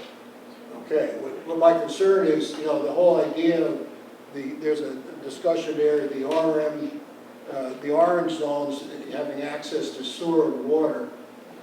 Most of that area does have access to sewer and water. Mm-hmm. Just as a technicality note, Amy Drive, Carnot Court, and Renee Drive, we are all on septics and our own wells. Okay, so I mean, does that mean that there's going to be, if we go along with this plan, they're going to bring the sewage and water into our neighborhood? I also served on the sewer, the Water Pollution Control Authority, and there is no plan to sewer that area. Okay. There is no active plan to sewer that area. Well, Nor will this plan automatically on its own trigger a sewer project in any other area in town. It is a master plan that looks at things much more generally than that. Okay. Could you answer the question that I have is, if we went to RM20, would multifamily residences be allowed in that zone? I can't answer that question. I'd have to have the regulations in front of me. I'm very familiar with the regulations, but just not all 500 pages, so I can answer a finite question like that. Okay, because if we went to RM20, that would open up, that would totally change the character of our neighborhoods. They're all single-family residences, and if it's rezoned to RM20, what would prevent a developer from coming in? You know, there's going to be a lot of people my age, we're going to be aging out of there, someone snapping up the property, tearing down the house and putting up a multifamily. I understand your concern, but there is nothing in this study that proposes changing the zone to RM20 in your area or any other area.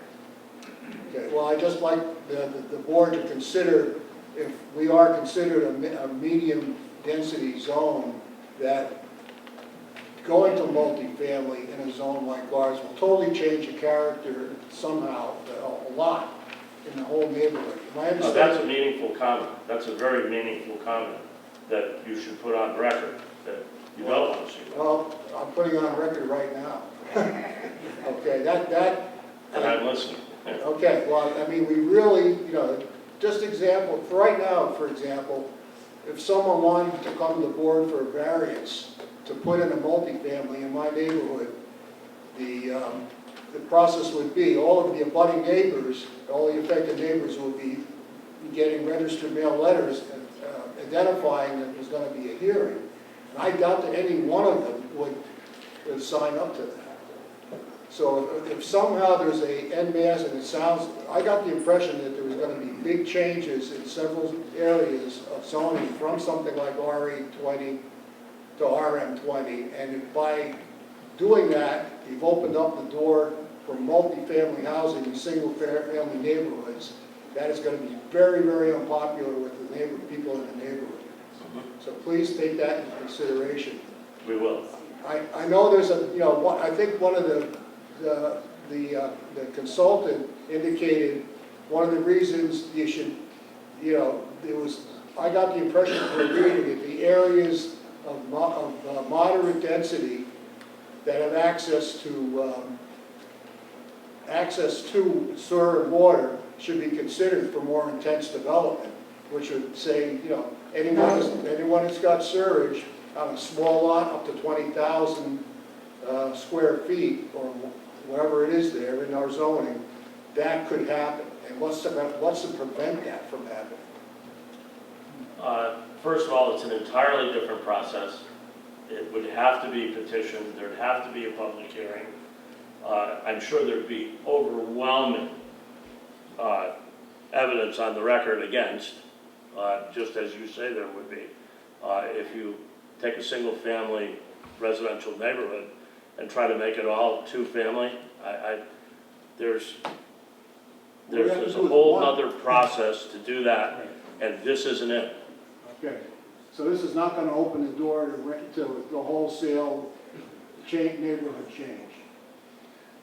It's a whole different process, and this is a master plan. And if you think that this commission desires to make every single-family lot a multifamily zone, it's not an aim of this commission. Okay, well, thank you. I appreciate that. Not a problem. Okay, thank you very much. Thank you. Okay, Liz Stern. Hi, Liz. I'm sorry, you've been raising your hand, and I haven't recognized you. It's always good to see you. Thank you. Good evening. Good evening. I have a prepared statement, but the ask is at the end. First of all, I'd like to begin by expressing my sincere appreciation to the Planning Commission, the POCD Committee, the town staff, the consultants, and the many residents who have contributed to this plan of conservation and development. Developing a document of this scope requires an enormous investment of time, expertise, and public engagement, and I believe everyone involved deserves to be thanked. As I read the plan, and I wasn't a full read, but it was a pretty good skim, I was struck by both the breadth and its depth. It addresses the many complex issues facing Stonington, from housing, economic vitality, transportation, the infrastructure, to environmental stewardship, historic preservation, and community character.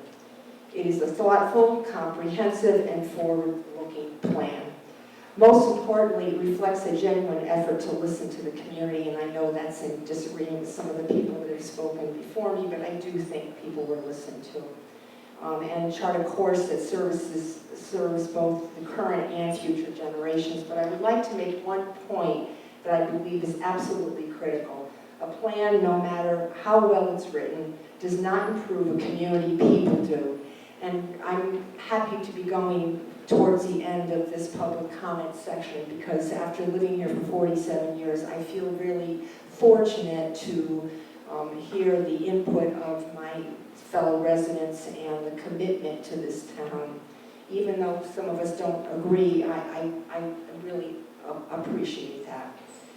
The value of this POCD will ultimately be measured not by the quality of its recommendations, but by the community's willingness to carry them out. And I know other people have mentioned that this evening as well.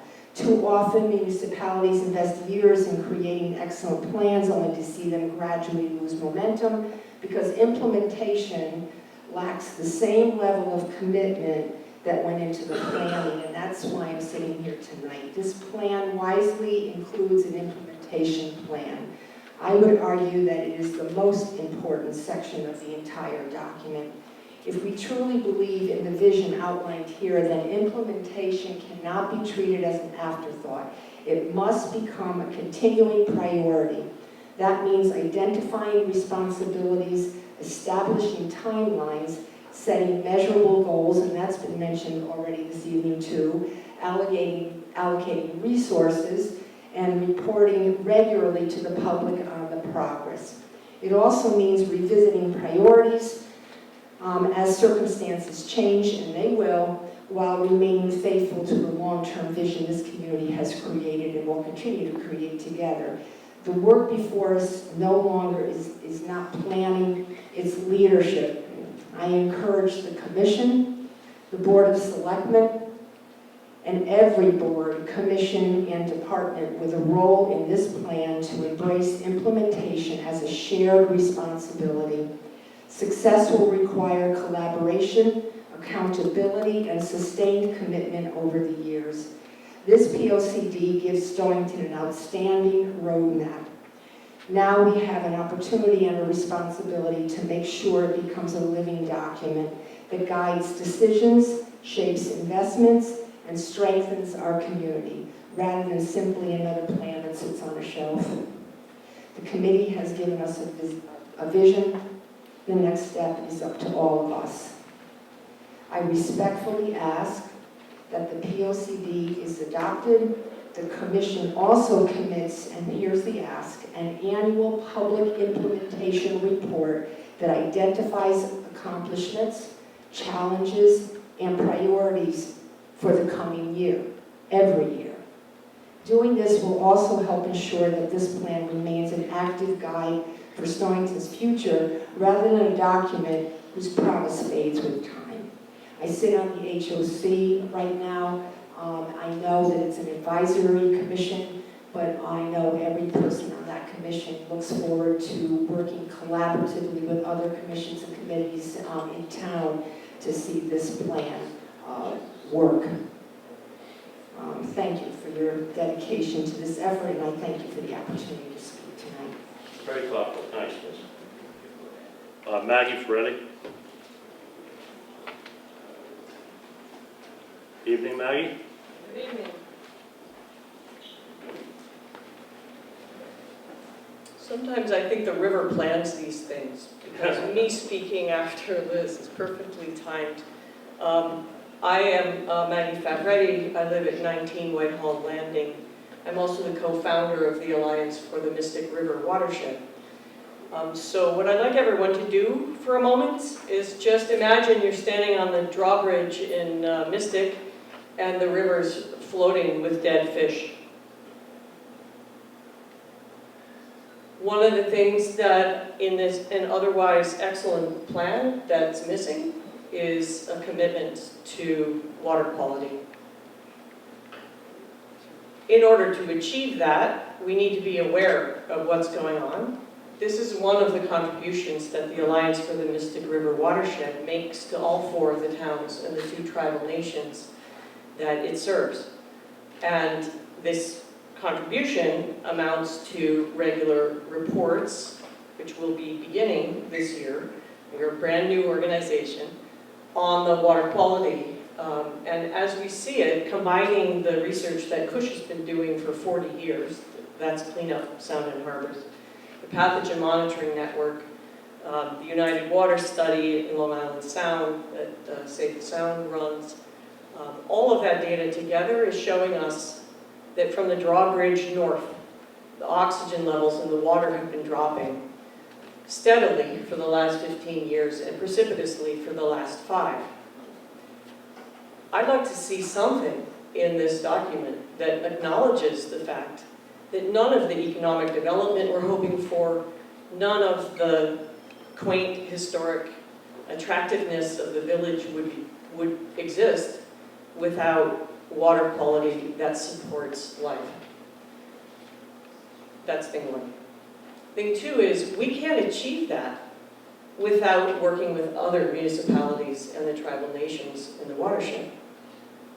So in 2023, some of you may remember that the shellfish beds were closed for 5.5 months, and nobody knew why. And Groton hopped to it, did a sewage survey. Stonington hopped to it, did a sewage survey. But honestly, they weren't communicating very well with each other. So the Alliance for the Mystic River Watershed has a planners convening. And the planners convening meets regularly, brings together planning offices and town staffs, their tribal equivalents, gives them an opportunity to meet each other, talk with each other, share problems, and coordinate plans.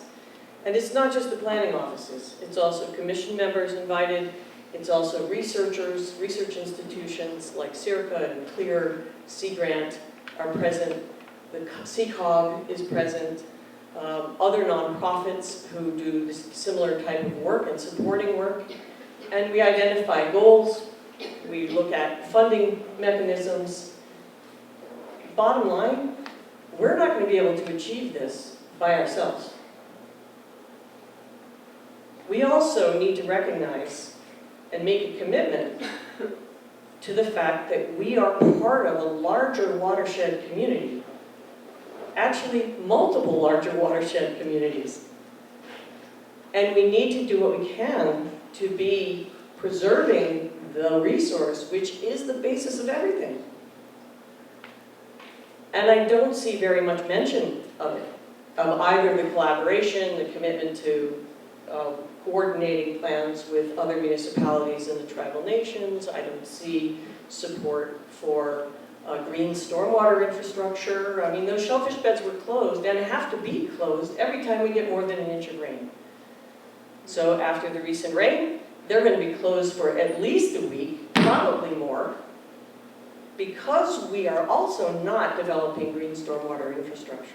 So there's a lot of places in this plan as it exists where we could also beef that up and be more forward thinking about how we're actually going to address some of these challenges that are barely mentioned in the POCD, but really should be if we think about the next 10 years. Last piece, we are also interested in water quantity, and that's mentioned a lot in the POCD, and especially sea level rise. But if we're talking Old Mystic and the Alliance's climate vulnerability assessment is coming out very shortly, which addresses climate challenges from approximately I-95 all the way north to the headwaters. If we're gonna try to protect Old Mystic, which is mainly vulnerable from inland flooding, we're gonna need to work with the other towns and the tribal nations in the watershed. So I would like to see that mentioned in the climate section. I'd like to see it mentioned in the water quality section. Oh wait, is there a water quality section? I'd like to see that prioritized. Thank you. Thank you, Maggie. Very good points. And I concur that water quality is important to everybody. Last speaker, Stephen Bissett.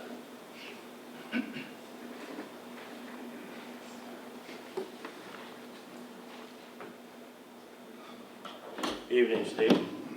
Good evening, Mr. Chairman. Stephen Bissett, 16 Mystic Hill Road, Mystic. I serve on the Economic Development Commission, and I also sit on the Mystic Fire District Executive Committee. I am a recovering politician. I served as a selectman for two terms back in the early 2000s. I'm here tonight as mostly as an individual, but also just to point out what this document is and who uses it. Because we at the EDC see people who come in before us with it in their hand. Before I do that, I want to thank all of those that have participated in this and all of those who have spoken tonight. It struck me as I heard some of the speakers, I think this is the first time that multiple commissions and entities within the town of Stonington have spoken at the same time, at the same meeting. Stewart's here, Selectman's here. There's a few other people here that sit on commissions. And I want to make you pause and think about the impact that this has, because this has brought together a multiple number of individuals across the broad spectrum of the town. As I heard earlier, the town is made up of individuals and a community of individuals, and we all want to strive to make this a better town. And that's what we do every day. It might be little by little, but this, in the long run, will help guide us. I think as we see people come before us at the Economic Development Commission, they know what we want as a town, and they're developers coming from the outside, and they come to you with ideas and proposals, but they need to know what we're thinking, and this plan helps guide them even before they come into town. You'll hear later from the next person, he understands our POCD probably better than most people in town because he's trying to make Stonington a better place through his developments. And I think you see other developers come into town and they know it inside and out. And they're trying to do what they can to make our town better by using that plan. With that, I want to thank you again for your time. I know it's late in the night. I want to thank all of those people behind me because they've spoken their mind, and I want to thank you for listening to us. It is important, but I know in the long run, you're going to get it right. Thank you.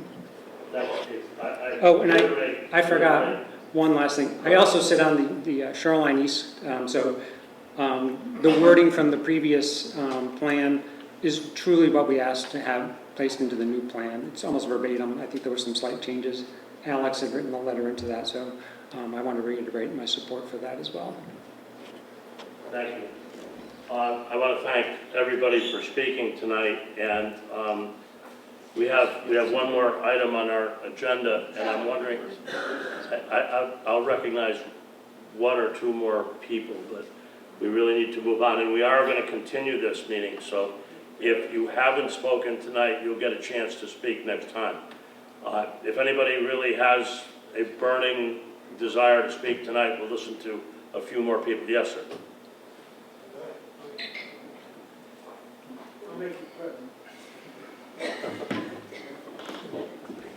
My name is Richard Grimberg. Can't hear you. Sorry. My name is Richard Grimberg at 151 Woonpossock Road. I was on the POCD steering committee, and I'm also on the conservation committee. To note that I did receive some updates from one of my co-members when we They can't hear you. Sorry. Bring a little closer. Okay, sorry. I received last night some updates, recommendations which I'll be forwarding to SLR tomorrow in an email that I received. I did not have a chance to look it over carefully as far as recommendations to make tonight. But SLR will see that, and any other members necessary will see that tomorrow. The two biggest things I guess I wanted to just say was that, one, having yearly updates of how we're doing on the different items that we're talking about, I think is absolutely crucial for us to see, for the public to see, how you're moving along on each of the items. Even if it's stated that no action has been taken, at least the public, including myself, can see at least you're remembering to try to take care of whatever the action is. The second point is that the town, through the first selectman's office, needs to fund all these items. Conservation Committee in the past had a $40,000 budget, and this year it was cut to zero. Similar times, and so the point is that all these things we'd like to do cost money. And honestly, when we the people of the town see the money being spent on these projects, we kind of then believe it. But until then, it's just a lot of talk. Thank you. Thank you. We have two other individuals. I'll recognize both of them. Just come on up. If we can make it as brief as possible. I'm sorry to rush you. You will have more time at our next meeting. Hi. Hi. Good evening. My name's Cliff Robinson. I was mentioned earlier about the farmer family who my dad has been working since he was 13. It's under my understanding that it's being turned to green, which means we can't, the value of our property is going to decrease immensely. My father lived a very simple life. He drove a very cheap vehicle, bought nice tractors, right? He always said land is what you should invest your money in. And that's what us kids have done. Now you guys are taking the pride out of us by devaluing the land that my family has owned for years. How can that even be legal, is what I want to know. How can you devalue a property that we've worked hard for? I've been picking stone off that land since I was a kid, a little kid. You gotta understand that we are emotional about this stuff. I can understand, but this is not going to change any zone. If you feel that recommendation is proper, identify that to us, we'll reconsider it, and you know, we'll come back to you with an answer. This is, all I see though, I just learned about this yesterday. This doesn't change the zone. I understand that, but it's on this map, right? So some person made this map. Mr. Chairman, if I could interject, I just want to note that this is MBL 8412. This is one that was actually on Tuggawansburg, if I'm correct. If this is the property we're speaking about. I can see my property on this map. Yes. It's green. The new, that was actually presented tonight, and I know it's brand new tonight, and that's why there'll be a good chance to have this information put in the next packet as well for the commission, is that area actually is being turned back into the light industrial, the one with the solar farm on it. That's not my property though. Okay. That's my brother's. So your brother, okay. So My brother and my sister is also involved. Okay. Because we all own property in Stonington. We all, and we feel for this property, you know? We feel for this property. It's our family. We've been working that land our whole lives. We had cows on that land. We still hay it to this day. You're going to take away the value. You're going to take the pride right out of our soul by taking away the value of our property. I suggest that you come in and talk to our development director, talk about the specific parcels, and let us take another look at it, okay? I appreciate that because it's very hard to do. Sir, we have one last speaker, and as I said, nobody is being turned off here. This meeting will be continued. Yes, sir. I'll be quick. My name is Dudley Wheeler. I live on 476 Togwalk Road. Evening, Doug. Good evening. I appreciate what all committees do. I've been on committees, and I know it's a lot of hard work. But there's a couple things that I'd like to add to this. I agree with Mr. White on, I just learned this the other day. Shame on me, I don't get the paper all the time anymore. But I think a lot of residents don't really know what's going on here, good or bad or indifferent. I think there needs some more education and communication of where this is all going. You know, I have a pretty large parcel of property too, and 14 generations in Stonington. So I kind of like to know where everything's going as far as the town wants to do in the next 10 years, 20 years. I know solar is a big thing with certain people. I'm not against it. I'm not all for it. But I'm open to listen about it. There's certain areas that I think, you know, what gets me is you go down in the 95 corridor, you hit Rhode Island, and that's all you see. And I have to be honest with you, I think it's ugly, but what does it make sense for some solar? Yeah, I think it does. I think renewable energy is a good thing. I'm not personally looking at it myself. I've been approached a few times, but you know, I'm still a farmer. That's what I do. So I do think the residents do need more time in this. I know you're pressed for time, and I probably need more time myself. Believe me, you heard us agree that additional notice is required. We're going to look at what's practical, what we can get done, and try to cooperate in getting the word out more effectively, because we've heard this not just from you, not just from Blunt Light, but from others. But I do, and we want to make sure the word is out there, and we appreciate everyone coming here tonight. We recognize not everybody agrees with this. No, and again, we don't agree with the person. I agree. Like, you know, the Robinson family I know, and I know they've worked the farm for years, and you know, it's tough making money on the farm. Right. Taxes, whether it's farmland or not, taxes are still going up. Your house is still a lot of money. Your barns are still a lot of money. So just I get it. We are short on time. Yeah. But this meeting will continue in this discussion. Okay, that's great. Thanks. With that in mind, is the commissioner. Sir, if you can make it very short, please. We got another entire matter to consider tonight, and this meeting will continue. Don Sadowski, Pawcatuck. Where's the list of the 400? How come it's not part of the document? You have the list? I apologize, this was just handed to me. Can you repeat your question? Where is the list of the 400 properties? It's not in the document. You are correct. Yes. Well, where is it? We have it. We have the list. Why It's can't not we in see the it? document. It's not a secret. We can make the list available. Are you going to put it on the website for the town? I'm sure we can do that.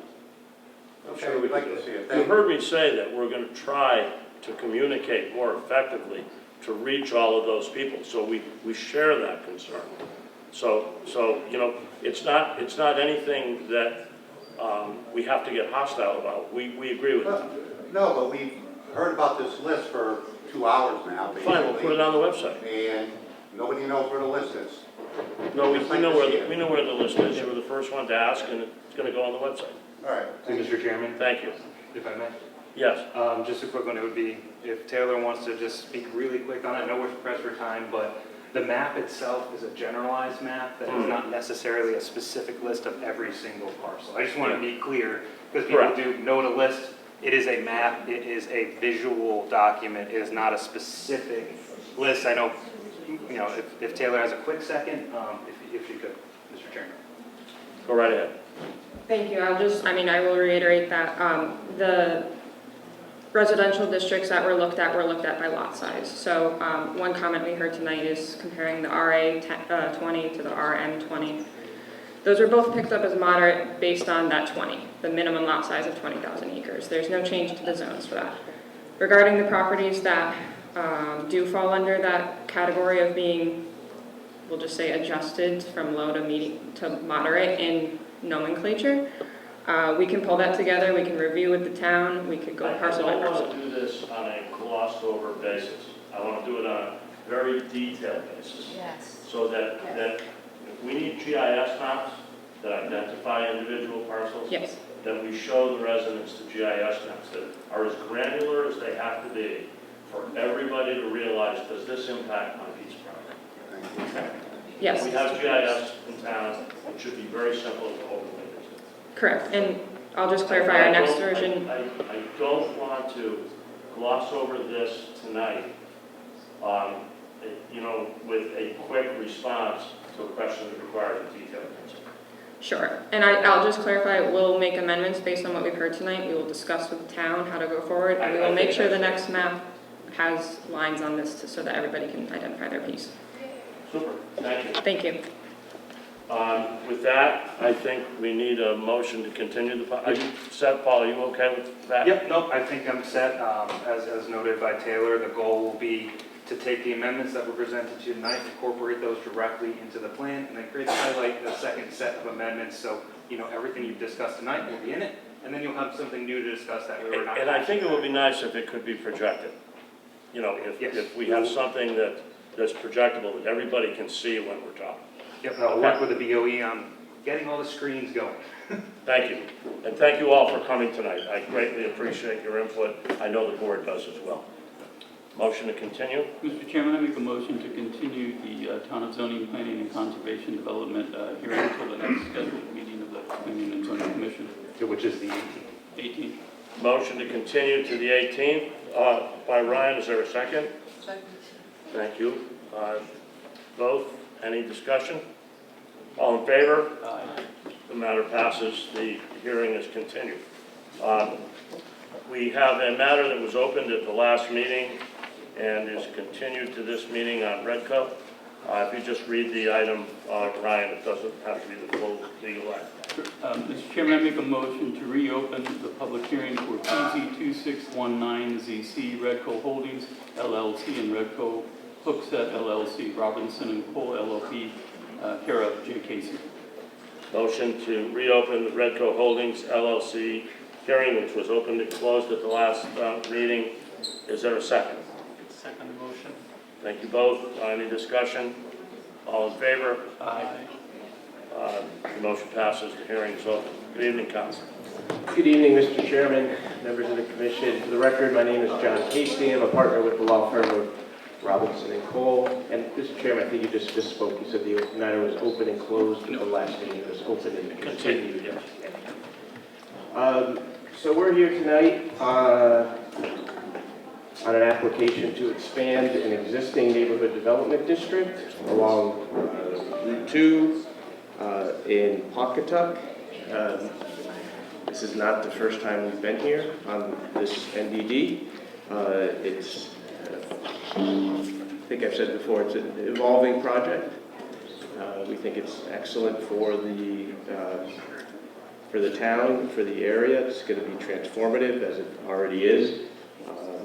And tonight, we're going to present our master plan to create a Stonington Technology Park near the exit 92 intersection.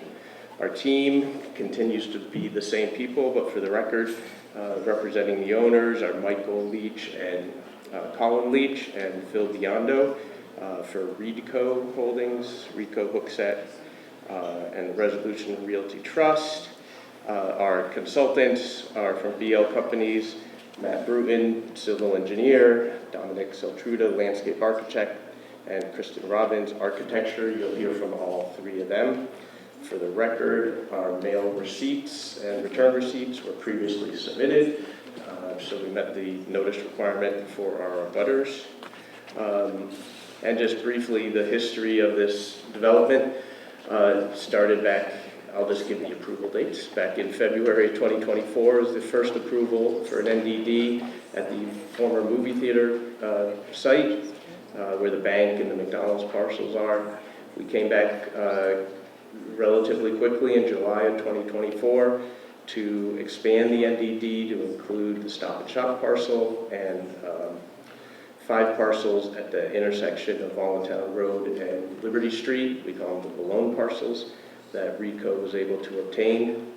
That master plan included additional residential buildings, at the time a medical office building, pickleball facility, and at that time we also got phase 1 site plan and a groundwater protection permit for 3 of the 36 unit residential buildings, a mixed use building, 16 residential units, first floor office space, and the 5,700 square foot clubhouse, pool, and cabana complex. Sometime later, December of 2025, we came in with a master plan amendment, site plan and groundwater protection permit to replace the medical office building and pickleball with the technology center, which is going to look very similar to the technology center buildings we're going to show you tonight. That was on the corner of Voluntown Road and Liberty Street. That was approved. Site plan, as I said, the whole package then. We came back in March of 2026 for a site plan and groundwater protection permit for phase 2 of the residential development that approved 3 36-unit buildings, garage spaces, garages, surface parking. And then just most recently in April 2026, we requested, pursuant to section 1510, to modify the site plan for the technology center to reduce the parking. And we're going to rely on that section as we go forward with this plan.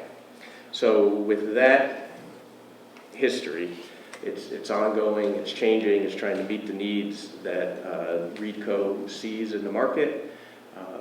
After we got the technology center approved, we saw there was a bigger need, I should say REDCO saw there was a bigger need for that type of development. And that's why we're here with 2 new office buildings and a light industrial, light manufacturing space. So with that introduction, I'll ask Phil Biondo to speak on behalf of the owner. I think that one probably.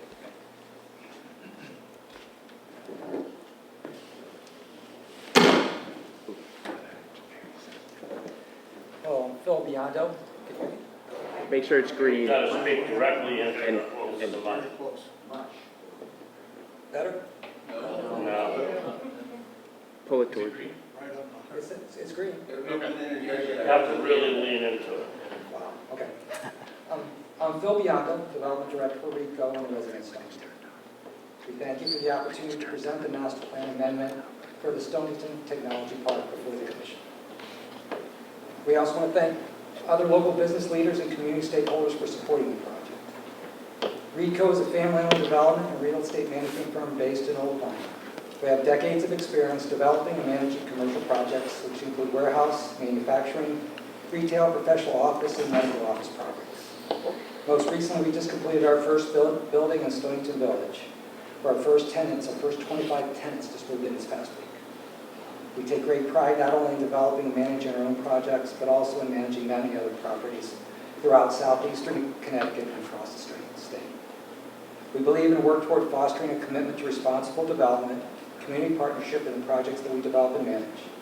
In Stonington, we currently manage the Stop and Shop Plaza, the Hartford Health Facility, located just south of our project on Route 2, in addition to the Stonington Village and a number of other privately owned properties. As John said, tonight we're presenting the Stonington Technology Park, located at 511 Liberty Street in Pawcatuck. The project is designed to create a campus-like environment for engineering, technology, and innovation. As we're all aware, southeastern Connecticut, with Electric Boat, has become a national center for defense, marine engineering, research and development, and advanced manufacturing.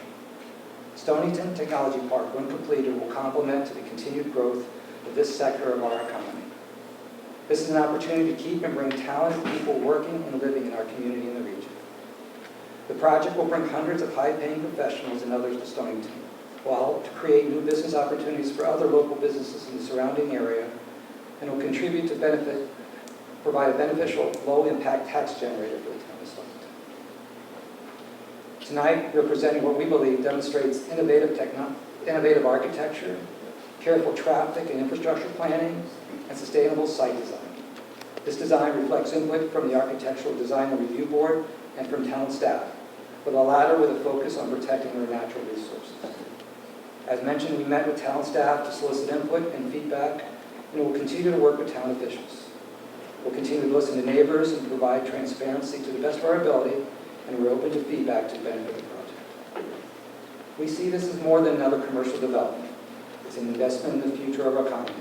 It'll be a project of innovation, and it will continue to foster growth for Stonington and the region.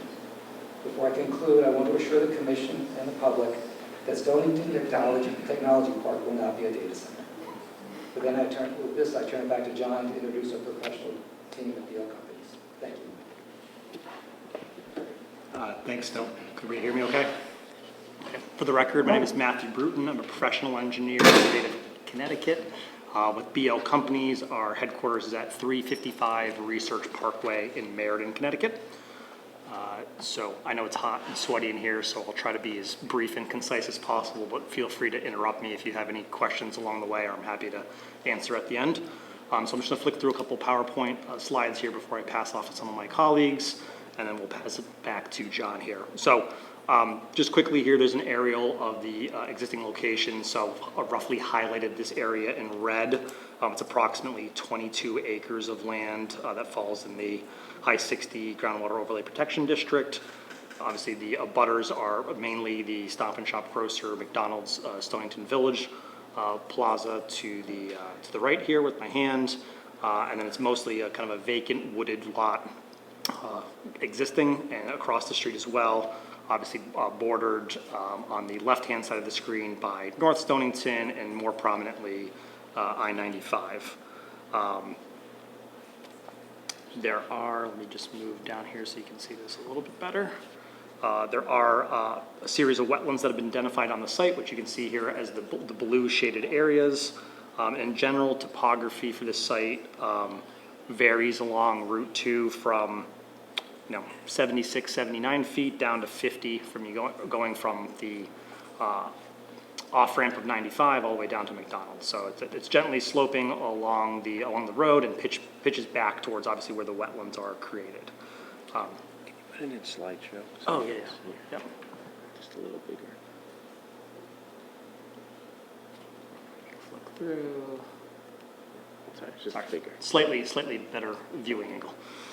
So in general, this graphic that you see here on the screen is, we think, a natural extension of what John mentioned, the existing NDD that encompasses the Stonington Village, which is the McDonald's and the grocer and the residential development that was previously approved. As you can see, these two parcels are adjacent to each other, so we've colored them to see the natural extension as you move from right to left across the screen towards I-95. So as Don mentioned, I'll just zoom in on the next slide here, which is just zoomed in on these particular parcels. So we are showing a master plan with 3 potential buildings, 2 80,000 square foot research and development office buildings, with one about 127,000 square foot light manufacturing building, excess of around 580 parking spaces.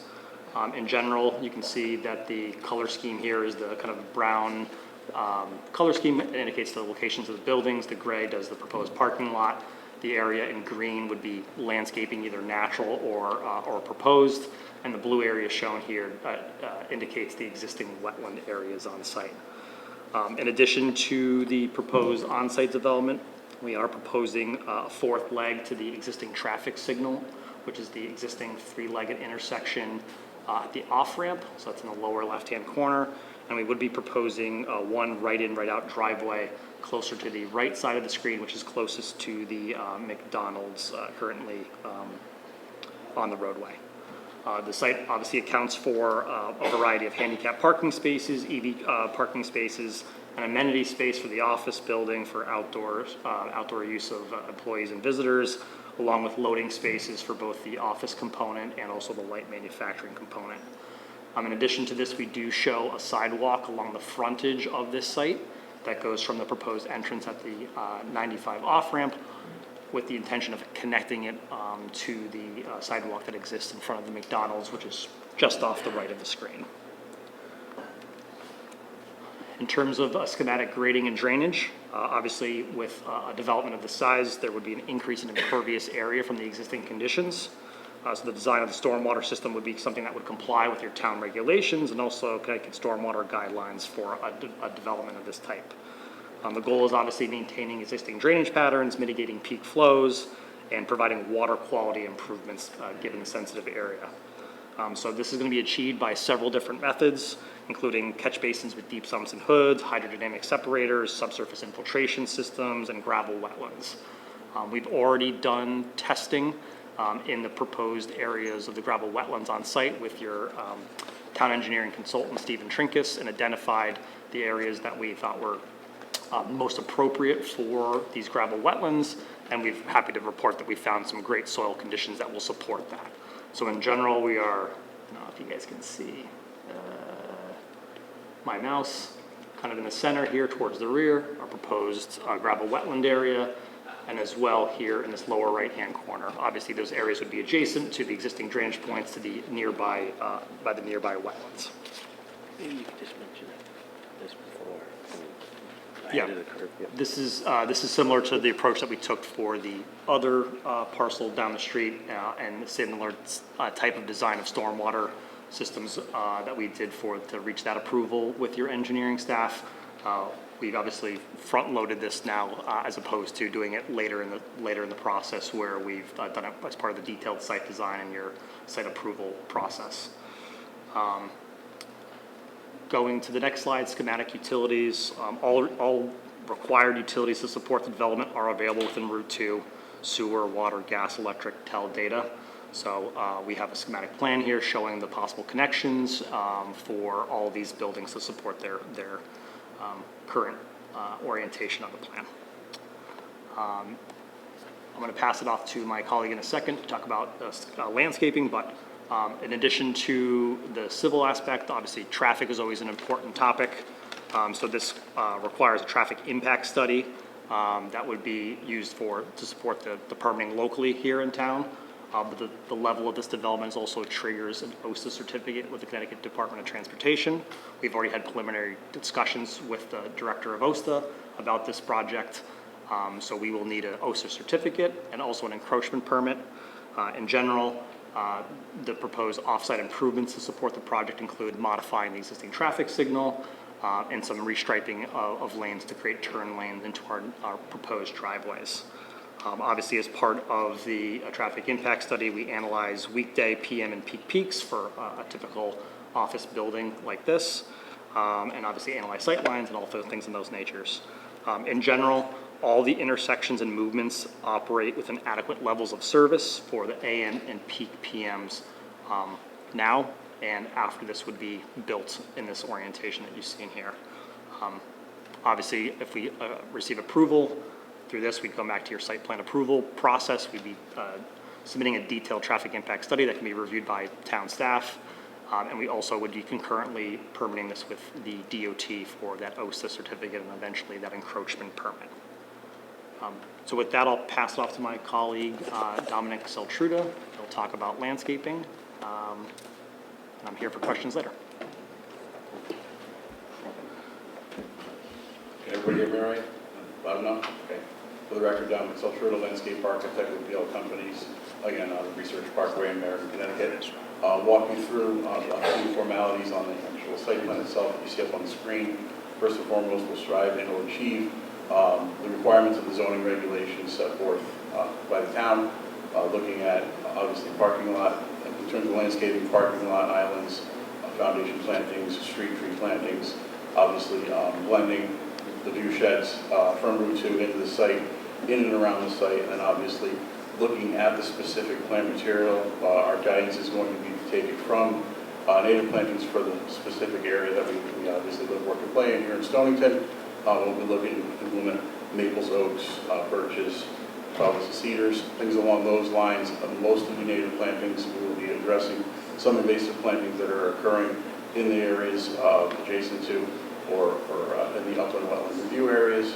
We talked about the wetland areas and the gravel wetlands.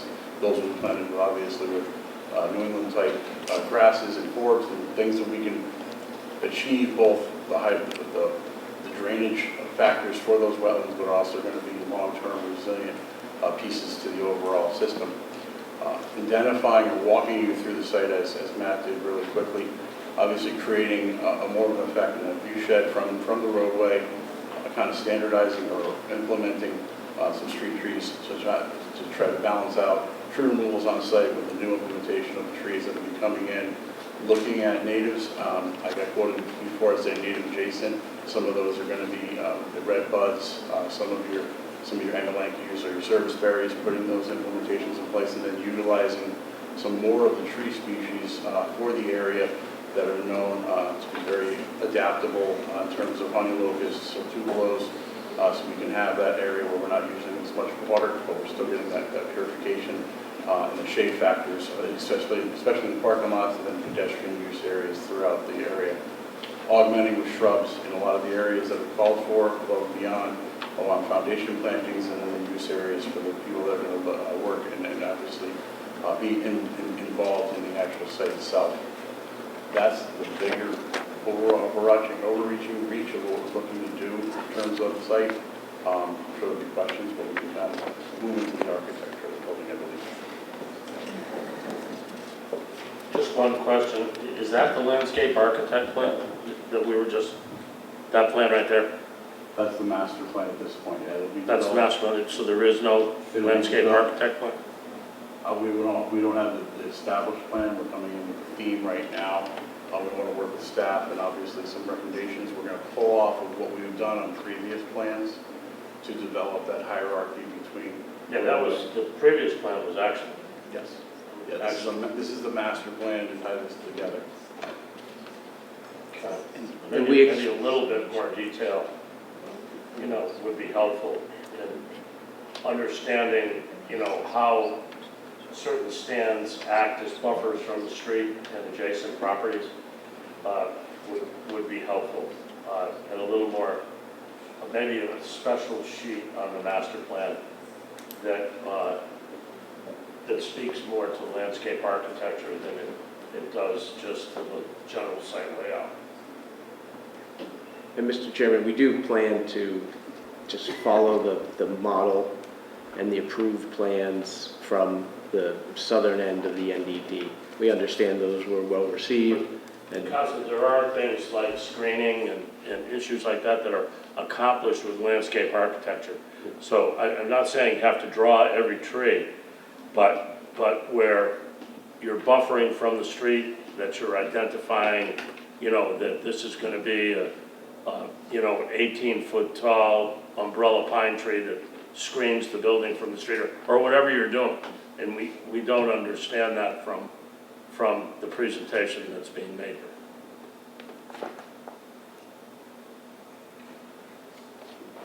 You want to start?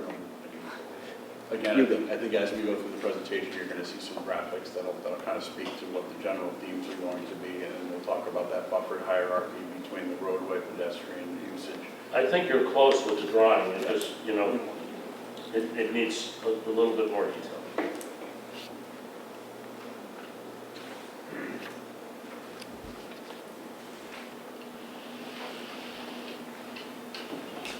Good evening. I am Kristen Robbins with BL Companies. I am a licensed architect in Connecticut out of our Rhode Island office, 300 Jefferson Boulevard.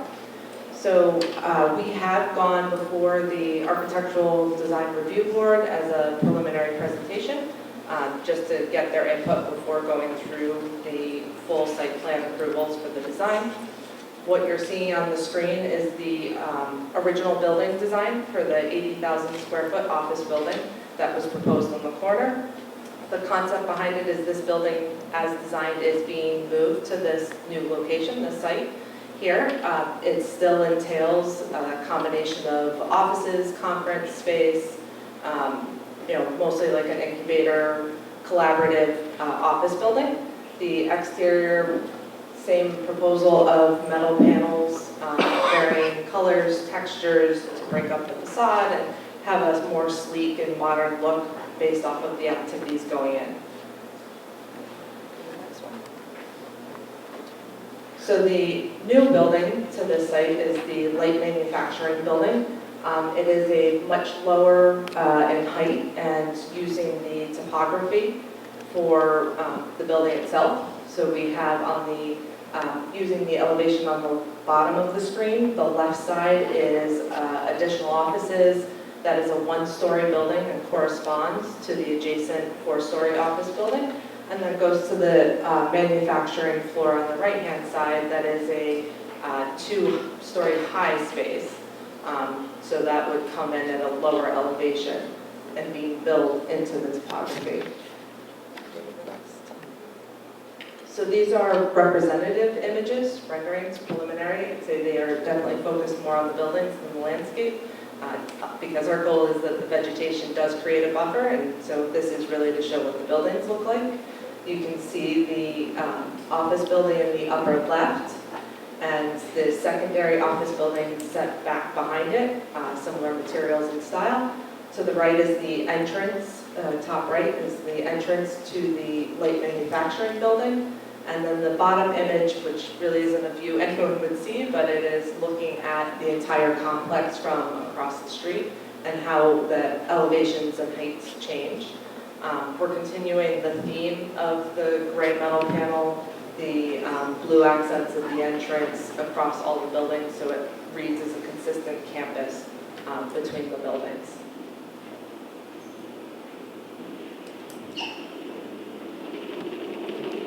Just a quick question. In terms of fire suppression, I know this is concept, but in terms of fire suppression, have there been any preliminary discussions with Wesley Water as to whether or not a four-story building and a light industrial building can be served from the existing flows and pressures in the street there? We're starting those discussions now. So in process with the flow test and looking at the demands, we've done initial calculations for the building. So once we get the flow test, we can have those conversations with them. You know, hopefully, you know, a water tower will not be required. You know, subsurface tanks with pumps may be required when I look at the size of these buildings. Yes, and the good news is that the light manufacturing building is not a warehousing building. There isn't large racking. It doesn't require ESFR sprinklers. It's a standard sprinkler system, so the demand for that building is so less. no deluge system? No. Okay. Thank you. You're welcome. Obviously, if that were to change and a water tower were to come into play, it would be a disaster to this planet. I'm hoping that it would be subsurface tanks. Agreed, and our intent is when we go through the site plan approvals for the building, we'll have that information. Okay. Have you done any flow tests or anything out there? They're being ordered.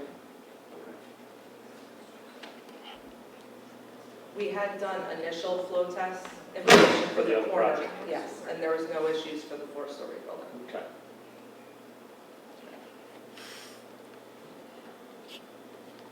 You can't move the microphone when it's on. That's the lesson.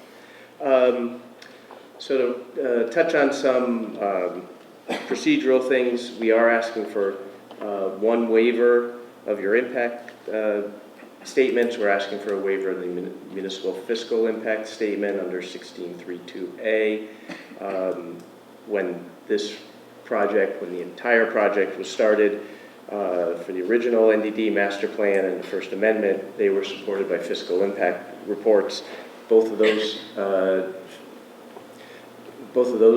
applications included residential units and addressed the impact of the additional residents on the school system, but otherwise found that the commercial elements were really just a net positive to the town, and we think that analysis will follow through here. All we have is office buildings and light manufacturing.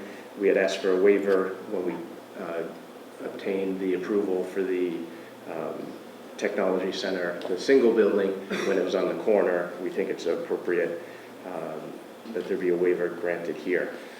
Otherwise, we have included all the statements that are required under Section 16 on public safety and traffic, public works, cultural, aesthetic, and heritage, and natural resources. This is the first piece of this project that does touch on the wetlands or in the upland review area. You can see it on the plan. We understand we'll have to go to the Inland Wetlands Commission to get approvals for any activities in the upland review area. We're prepared for that. We would do that as part of the site plan process. As with the other elements of the NDD, there's really no hazardous materials that are expected to be encountered. There's no, obviously here, there's no demolition as there were on the other sites, and there's no hazardous materials that are proposed to be handled in the buildings. We can respond if you have any questions or comments on the town department comments. We think for the most part they are pretty straightforward and something we can meet. And, for example, the police commission wanted truck access directed to the signalized light. We think that's reasonable. They recommended sidewalks to connect to the adjacent development. Those are shown on the master plan. The town engineer comments are all things, and maybe Matt can speak to those if you have any questions, but all things that we can address or have already addressed. For example, the wetlands delineations, we submitted an updated map of the wetlands. Any questions for the applicant or the technical representative? I have a comment, and it even goes to the POCD that we were talking about earlier. And a couple of weeks ago, downtown Westerly ran out of water, and they said it was a drought condition, and they were having issues supplying water. And I'm getting really concerned with this Route 2 corridor and the amount of development that's going in there, and whether it's, when you come back for a site plan, I'm going to need more from Westerly Water than it's okay. And whether that's something we commission the staff or ask the staff to do. I'd like to see a more detailed report from Westerly Water. What's their maximum day? Well, what are they? Safe yield. What's their safe yield? What's safe their yield projection? is what we really want to know. I think it's 10 million a day is what Westerly Water can produce. Yeah. But with all these developments going on Route 2, at what point, and POCD talked about Wickedy Quack and extending water down there. Can you use the mic a little bit? Sorry. Thanks. There was a lot of talk about, extending the water down to Wickedy Quack and all these developments on Route 2 and Westerly Water running out of water 2 weeks ago. And we're not really in a drought. In Norwich, our reservoirs are 100% full. So I'm a little concerned about the water It's situation. a good question because normally we would have the state public health department looking over this, but it's an out-of-state agency with an interstate agreement with Connecticut, and it's Rhode Island Health that's looking at it without really any direct link to us. So, but there is a way we can say, what is your maximum flow? What's the safe yield? It's 10 million. It's 10 million a day about, and what are we producing, and how many millions are you adding per day? And I get the flows and all that sort of stuff. I run a water department, so I understand all that stuff, but it is just a capacity of the Westerly system to produce enough water. For that whole, and not just you guys, like a general comment to the commission, all of the aggregate, Westerly water. right, Yeah. right, the aggregate It's flows. something we need to be concerned about. Agreed.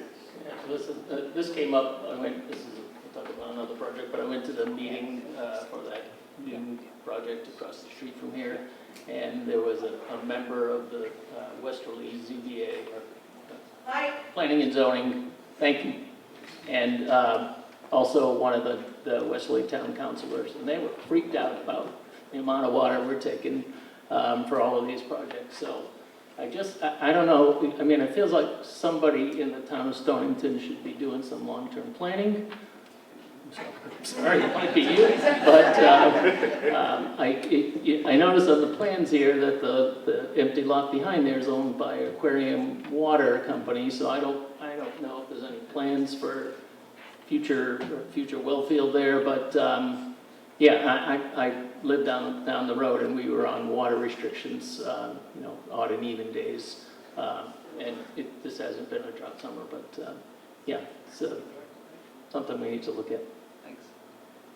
I have actually 2 points, and I think one kind of actually dovetails here, and that's on the traffic.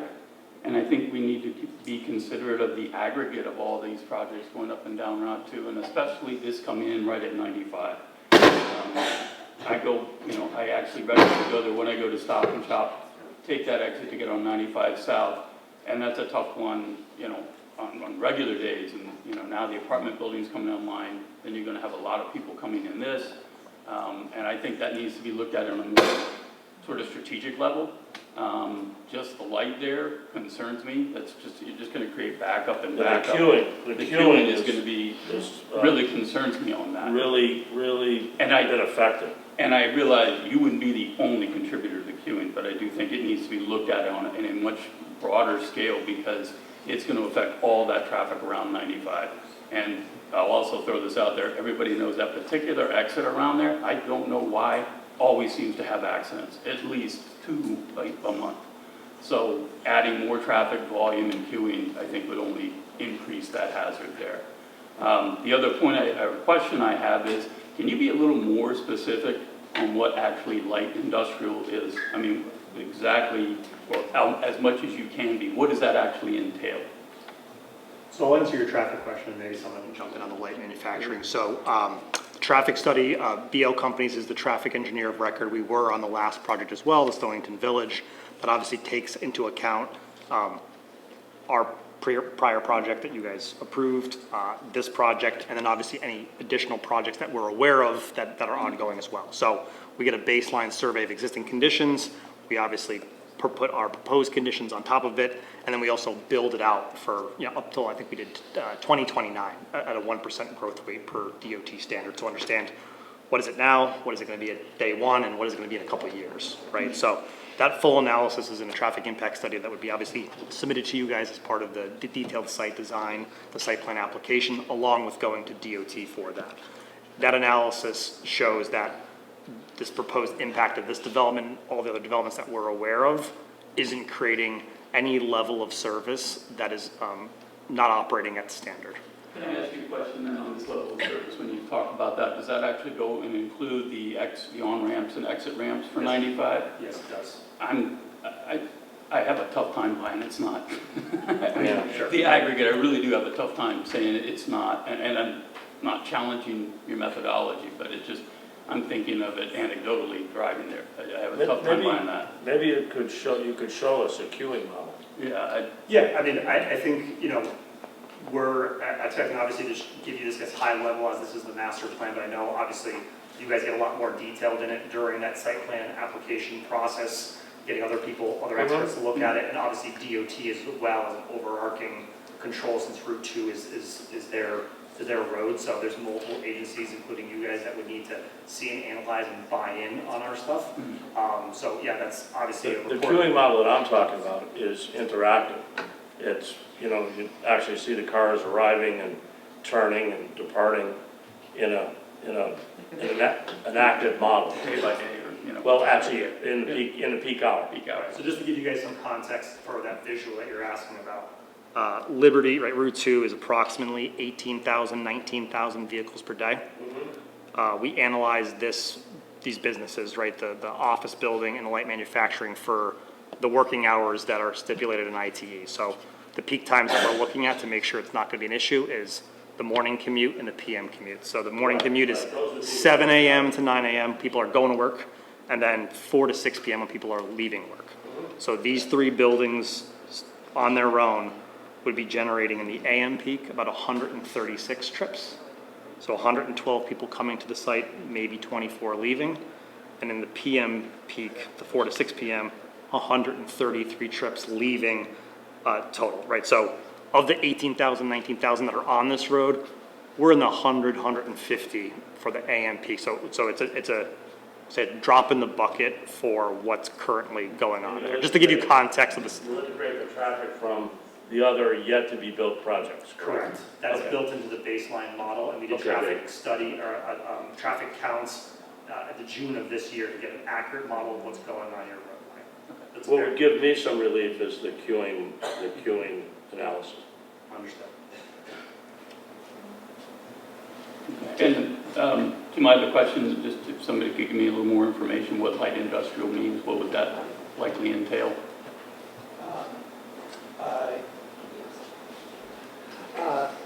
potentially, the idea is that there's going to be lab space. You have to speak more directly into it. Potentially, it's going to be lab spaces. Keep trying again. Closer. Potentially, it's going to be internal R&D lab spaces and products developed in-house for this particular, potentially for this particular tenant or use. It will not be products that are manufactured, trucked out externally. So for the most part, it will be internal to the particular user and to this particular use inside the building. I guess that actually kind of confuses me a little more. So, is it assembly? Yeah. Is that what you're talking about? Research and development and assembly internal for this potential use. So what gets internally put together, where does it go? It's products, it's not going to be shipped outside as like a product that's shipped externally to companies or anything like that. It's only going to be for internal use for this potential tenant. I guess I'm still trying to get my hands around, you're building something, the proposal is to have something put together in this light industrial with R&D, and then it stays there? I mean, no, I'm just trying to, honestly, are there going to be vehicles that go pick this product up and take it to the other, you know, if it's the same company site? Or to other facilities. Okay, that's where I'm trying to get. Or other facilities, but not to outside customers, users, that type of thing. Okay, so there would be movement, probably by tractor trailer or other kind of conveyances, in and out of this light industrial? That's correct. Okay, that's where I was trying to get at. Okay, because then I also think that should, I don't know. Yeah, if the your percent traffic model- trucks, the percent trucks. is- Right, and you're right there, I mean, literally right there at that. But the percentage of trucks is anticipated is going to be very light. Okay, but Very, very light. to include that in the model, I think would be very helpful and realistic. Yes. That's been taken into account in terms of the site design, showing, if you see, if I can see my mouse, this area right here is a designated loading dock for the light manufacturing for, the amount of trucks they expect, on a once a week, twice a week basis. Site design has been allocated to be provide safe turning movements inside the facility to allow that access from the traffic signal that the police commission wanted us to have the trucks come into and safely get to this area without interacting too much with the standard vehicle parking spaces around the office building. And obviously traffic flow along with sight lines and things like that for larger vehicles is accounted for in a traffic impact study that can be provided to this board as part of the site plan application. An absolute break here, just for a second. Paul, we have this building till 10 o'clock. Yes. Can we go a little bit further here? I would have to try to find the janitor. Let's see where the grab was. Well, I think we can't go beyond 10 o'clock. What I'm saying is, can we use a little bit more time? I'm afraid this public hearing is going to be, well, I know it's going to be continued. Yeah, I don't think we'll be immediately kicked out and can go till 10. What I was told is, yes, you have till 10. We do? Yes. Okay, then we'll keep running right up till 10. All right. I have a few questions, can I ask? Go ahead, Dave. So, just to clarify, you are going to continue and build the office building on the corner of 49 and Route 2 that we approved at the last meeting? You could nod, I would take that, yeah. At this point, we're not 100% certain, but it's more likely than not that building isn't going to be built. That's, as I said, when the developer Enrico looked at this and had the building on the corner, they realized there was a bigger market for it. That's why, as Kristen said, we're taking that building and just moving it, creating a sister building, and the light manufacturing building to have the technology center be up at the exit. What's going to happen on the corner is uncertain at this time. So you had some things that you took out of that plan on that other. It was a medical building. Medical building, pickleball courts, some other things. Right. Yeah. I believe there's a very strong interest in the residential, so. Next question, what is it, the northwest corner there on the left? Do you have plans for that? I see a little stub in the driveway. You're going to put another building there? I think that's a turnaround, the little stub. So you're talking about, with my mouse. Where you pull in. Pull in, yeah. Yeah. That, Yeah, so So just to be clear, yeah, that is undevelopable land that is owned by the applicant that could be used for something. We're not proposing anything at this time, and we're not proposing the NDD cover that portion of that lot. That lot is actually, majority of that lot is in North Stonington. Okay, yeah. Yeah. Next question. Are you guys working on the project across the street, the BL? No. So, I don't know if you can talk to them, but if that project goes forward, they were gonna have an exit, they were gonna add another traffic light down there, and it would be nice if you could get it right across the street. Yep. We aren't working on that project, but we've already spoken with their traffic engineer and have shared our traffic impact study so they can build upon our model. To your original questions, obviously making sure this is a comprehensive traffic analysis of the entire area and associated intersections. Are we gonna put is there a new sidewalk along the roadway? Yes, there's a proposed sidewalk from the existing entrance that we're showing, or proposed entrance at the traffic signal, all the way to the McDonald's network, or the sidewalk in front of the McDonald's. So we intend to have this connected all the way through. Okay. So I'm very supportive of the project. I think 20 years ago when this board wrote the HI 60 zoning codes, this was exactly what they were hoping for. That said, I think we could build it within the HI 60 zoning codes, and I don't think this should be part of an NDD. I think it's a separate project. I'm getting a little concerned. Everybody wants to have an NDD because you have no bulk requirements, no setbacks. But the definition of the NDD, we learned from Chuck Sten, who was here a couple of months ago, said that was developed for the factories in downtown Pawcatuck to be able to redo them. So if you read the definition, it says the NDD is to encourage the reclamation of underutilized commercial parcels on and on and on in the center of the village. This, by definition, is a greenfield site on the edge of town. So I just think, any other developer that comes in front of us has to follow the rules. And I think it's very generous zoning there. So I would prefer that we do not connect these and just build a project in the HI 60 zone, unless you could tell me some reason that you can't go forward with that. One thing is 50-foot building height. You guys are 55 now, but I'm sure you can figure that out. Plus, there's a little give and take for hiding the HVAC equipment. But that's the only thing I saw that would prevent you from building this exact plan on that site. You got the setbacks, you got the acreage, you got... So, I don't know if you have any comments about that. Anyone else have any question for the applicant or their representative? You beat me to it.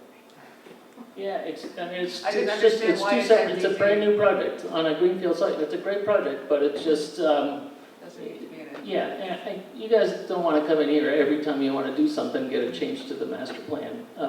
Just, follow the zoning codes like everybody else does.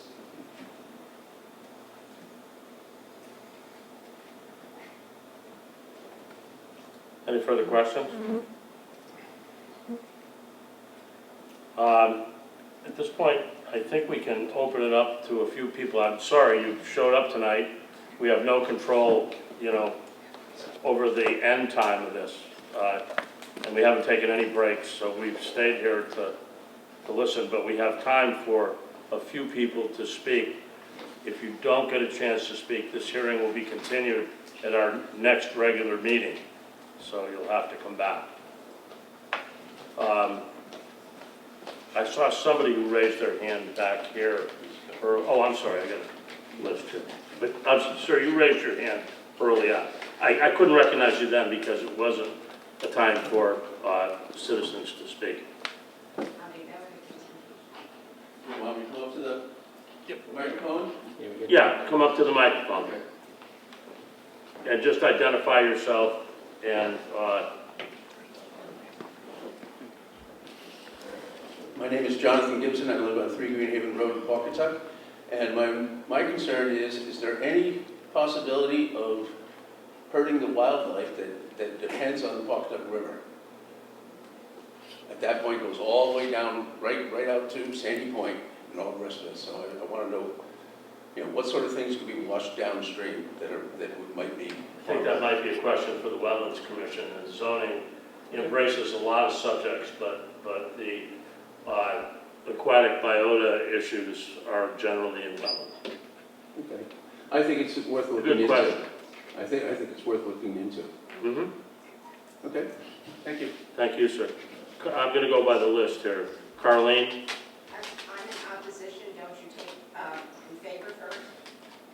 I'm sorry, I can't hear you. Don't you take people in favor of the project first before? No, we take them as they appear on the list, and you're first on the list. I'm first because I'm in opposition. So If you prefer to wait till the next time, we've got other people that want to speak. No, I don't, because I worked and spent too much time on this and had to come to 2 meetings. And Just so you know that things to think about. our building vaporizes at 10 o'clock here, so we have no choice, but all of us have to leave, so.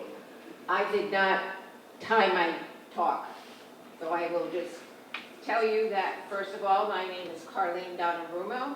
I come here tonight in opposition to this application for going to an NDD zone. I have several reasons that I am going to give to you, to give you something to think about. First of all, it is... mic, please. Thank you. It is an incomplete application because the town engineer states that all of the wetlands on the site have not been documented. 2, there are 7 agencies that have not yet weighed in on the project. 3, the 2 new entrances on Route 2, I thought, according to the report, had not yet been evaluated by the state of Connecticut. I'm glad to hear they're talking to them about it, and I like the idea of their coordinating with across the street with Breslin, because I travel that Route 2 a lot. And where that ramp and Route 2 are together, it is a very tight and congested area, and with the traffic is trying to get into the left-hand lane to get on I-95 south. So I think this traffic exiting from Redco will just exacerbate the situation. Reason number 4, just because 2 other NDD approvals have been granted in this area doesn't, in my mind, justify granting another. Zoning Regulation 10.3.3b requires buffers which are lacking. Read that regulation. 2 new office buildings and 1 light manufacturing building could still be built according to the HI, as Mr. Resendes has stated. They just might be a little bit smaller. So there is no justification for maximizing development, which the NDD does on these 2 undeveloped parcels. Number 5, I do not believe that the municipal impact statement should be waived. Their plans seem to be constantly evolving, and tonight we heard where the technology building was going to be at the front of Liberty and the junction there. I don't know what they're going to do over there. So pickleball courts are gone, the medical building is gone, and another large building is proposed maybe in their site. Unknown, incomplete. A lot of unknowns in this presentation tonight. In the town planner's comments, he suggests a more cohesive site design to coordinate the physical, pedestrian, and vehicle connections instead of 2 separate developments. That will take time to prepare new plans that you must review. Number 7, I do not believe that the proposal meets the objective, where they say it does, of Regulation 8.2.1, and that it does not meet any tourist needs. Number 8, this has been a most difficult application to review and very extremely confusing, because it was obvious to me as I read through the summary report that the current regulations, effective March 4th, 2026, were not used. For example, look at the first page of the report on, under process number 2. It states that they must comply with regulation 7.21.2. There's no such thing as 7.21.2 in the new regulations. Likewise, 2 of the footnotes on the bottom of page 3 of the report again cite non-existent regulations. Elsewhere in the report, section 1.0.1 is mentioned, and again, there is no section 1.0.1 in our March 4th regulations. To date, the official date of the receipt of this application was June 16th, 2026. So it is very puzzling to me to see why the correct regulation numbers were not used. Number 9, at the top of page 3 of the report, it states, quote, as part of the master plan, the applicant is required to propose new bulk and use for proposed NDD, end quote. While the new uses are clearly delineated, the bulk is not. Number 10, there is no report in the what was online from the Architectural Design Review Board. Number 11, there are no soils report, test pit data, or mapping. How do they know that the land would even support these 4-story buildings? And any request to waive this requirement should be denied. 12, there is no hydraulic analysis in the summary report, which is required by the West Dillery Water Department, and I have spoken with Mr. Max Spazzato, who is in charge of the department, and they are supposed to give numbers to the Wesley Department, and their department will analyze whether or not there's enough water. That's how it goes. 13, there is no report by a licensed or certified professional specializing in environmental topics as required by 16.3.2E. Number 14, there is misinformation in the report concerning how many copies of an A2 survey and the impact statement are required by section 3.4 regarding amendments for texts and maps.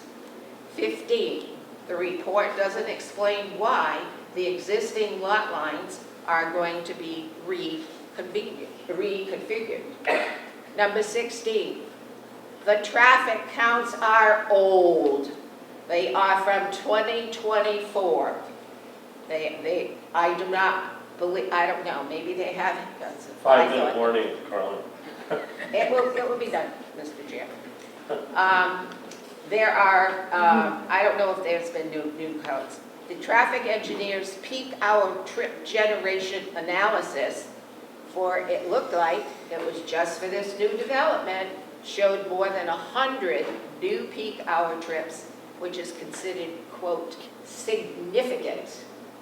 Keep in mind that the traffic from the yet-to-be-occupied housing units is not included in the preliminary traffic report. Therefore, it is a gross understatement for the traffic engineer's conclusion in the report that's online to state in part that, quote, further analysis is warranted and the proposed development generates volumes that may have a significant traffic impact on the nearby street system, end quote. And again, I think DOT is going to have something to say about this. Number 17, and the last reason I'm giving you why this should be denied. Nowhere in the planner's summary report online to you is there any justification provided why the waivers are not applicable to this proposal. If you look at the application, there's a list and there's a lot of NAs, N/A, N/A. The requests should, now regulation 6.3.4 entitled waivers states, quote, provided that such request is made in writing at the time of the application submission, describing in significant detail why such information is not relevant to the special use permit or zoning amendment, end quote. Now, there's a couple of other things that kind of bother me about this proposal. One, the cubicles in the office buildings. They seem to be claustrophobic to me. They're so small. They are small. My bathroom, my master bathroom is bigger than some of those little cubicles. Are workers really going to be productive in such an environment? And two, what happens if one or both of the office buildings do not get occupied?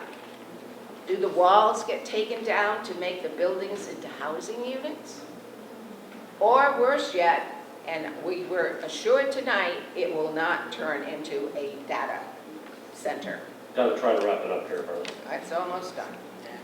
And I want to talk about one last thing, about protecting and being sensitive to our natural resources on these properties, and that is water. These lots are all these lots, as well as all the previous developed lots by this developer, in an aquifer protection zone. And what I have done is, I'm going to give each of you, We got 1 minute to wrap it up here. well, I'm going to give you the aquifer protection zone maps, not only for Stonington, but for North Stonington, which is adjacent to them, and you can see. So, Carleen, if you could, sorry to interject, if you could just hand these to. Oh, let her pass them all Yes. out? Yeah. Okay. Yep. And So while they you can do kind of that, accept them and. all right, let me see. I also have copies of all of my talks to hand out to everybody. Thank you, Carleen. Keep those in your files because they're not online. I think we need to make a motion here to continue the hearing. All right, Thank you, Carleen. all right. Mr. Chairman, I make a motion to continue the hearing for PZ 2619Z Redco Holdings LLC, Redco Hookset LLC, Robinson and Cole LLP, care of J. Casey. Motion to continue the application of Redco Holdings LLC. Is there a second? Yep, Mr. Chairman, just for, sorry, it was to Continue the the hearing. Continue the hearing. Continue the Continue the hearing. hearing to the To meeting the next scheduled planning and zoning meeting, of the. which is the 18th. Thank you. Okay with that Oh, here. revised language? You second it, right? Okay, thank you. Any discussion on the motion? Hearing none, all in favor? Aye. Anyone opposed?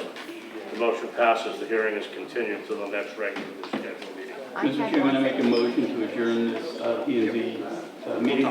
Motion to adjourn, no second required, all in favor? Aye. Anyone opposed? Motion passes, the meeting is adjourned at 10 o'clock.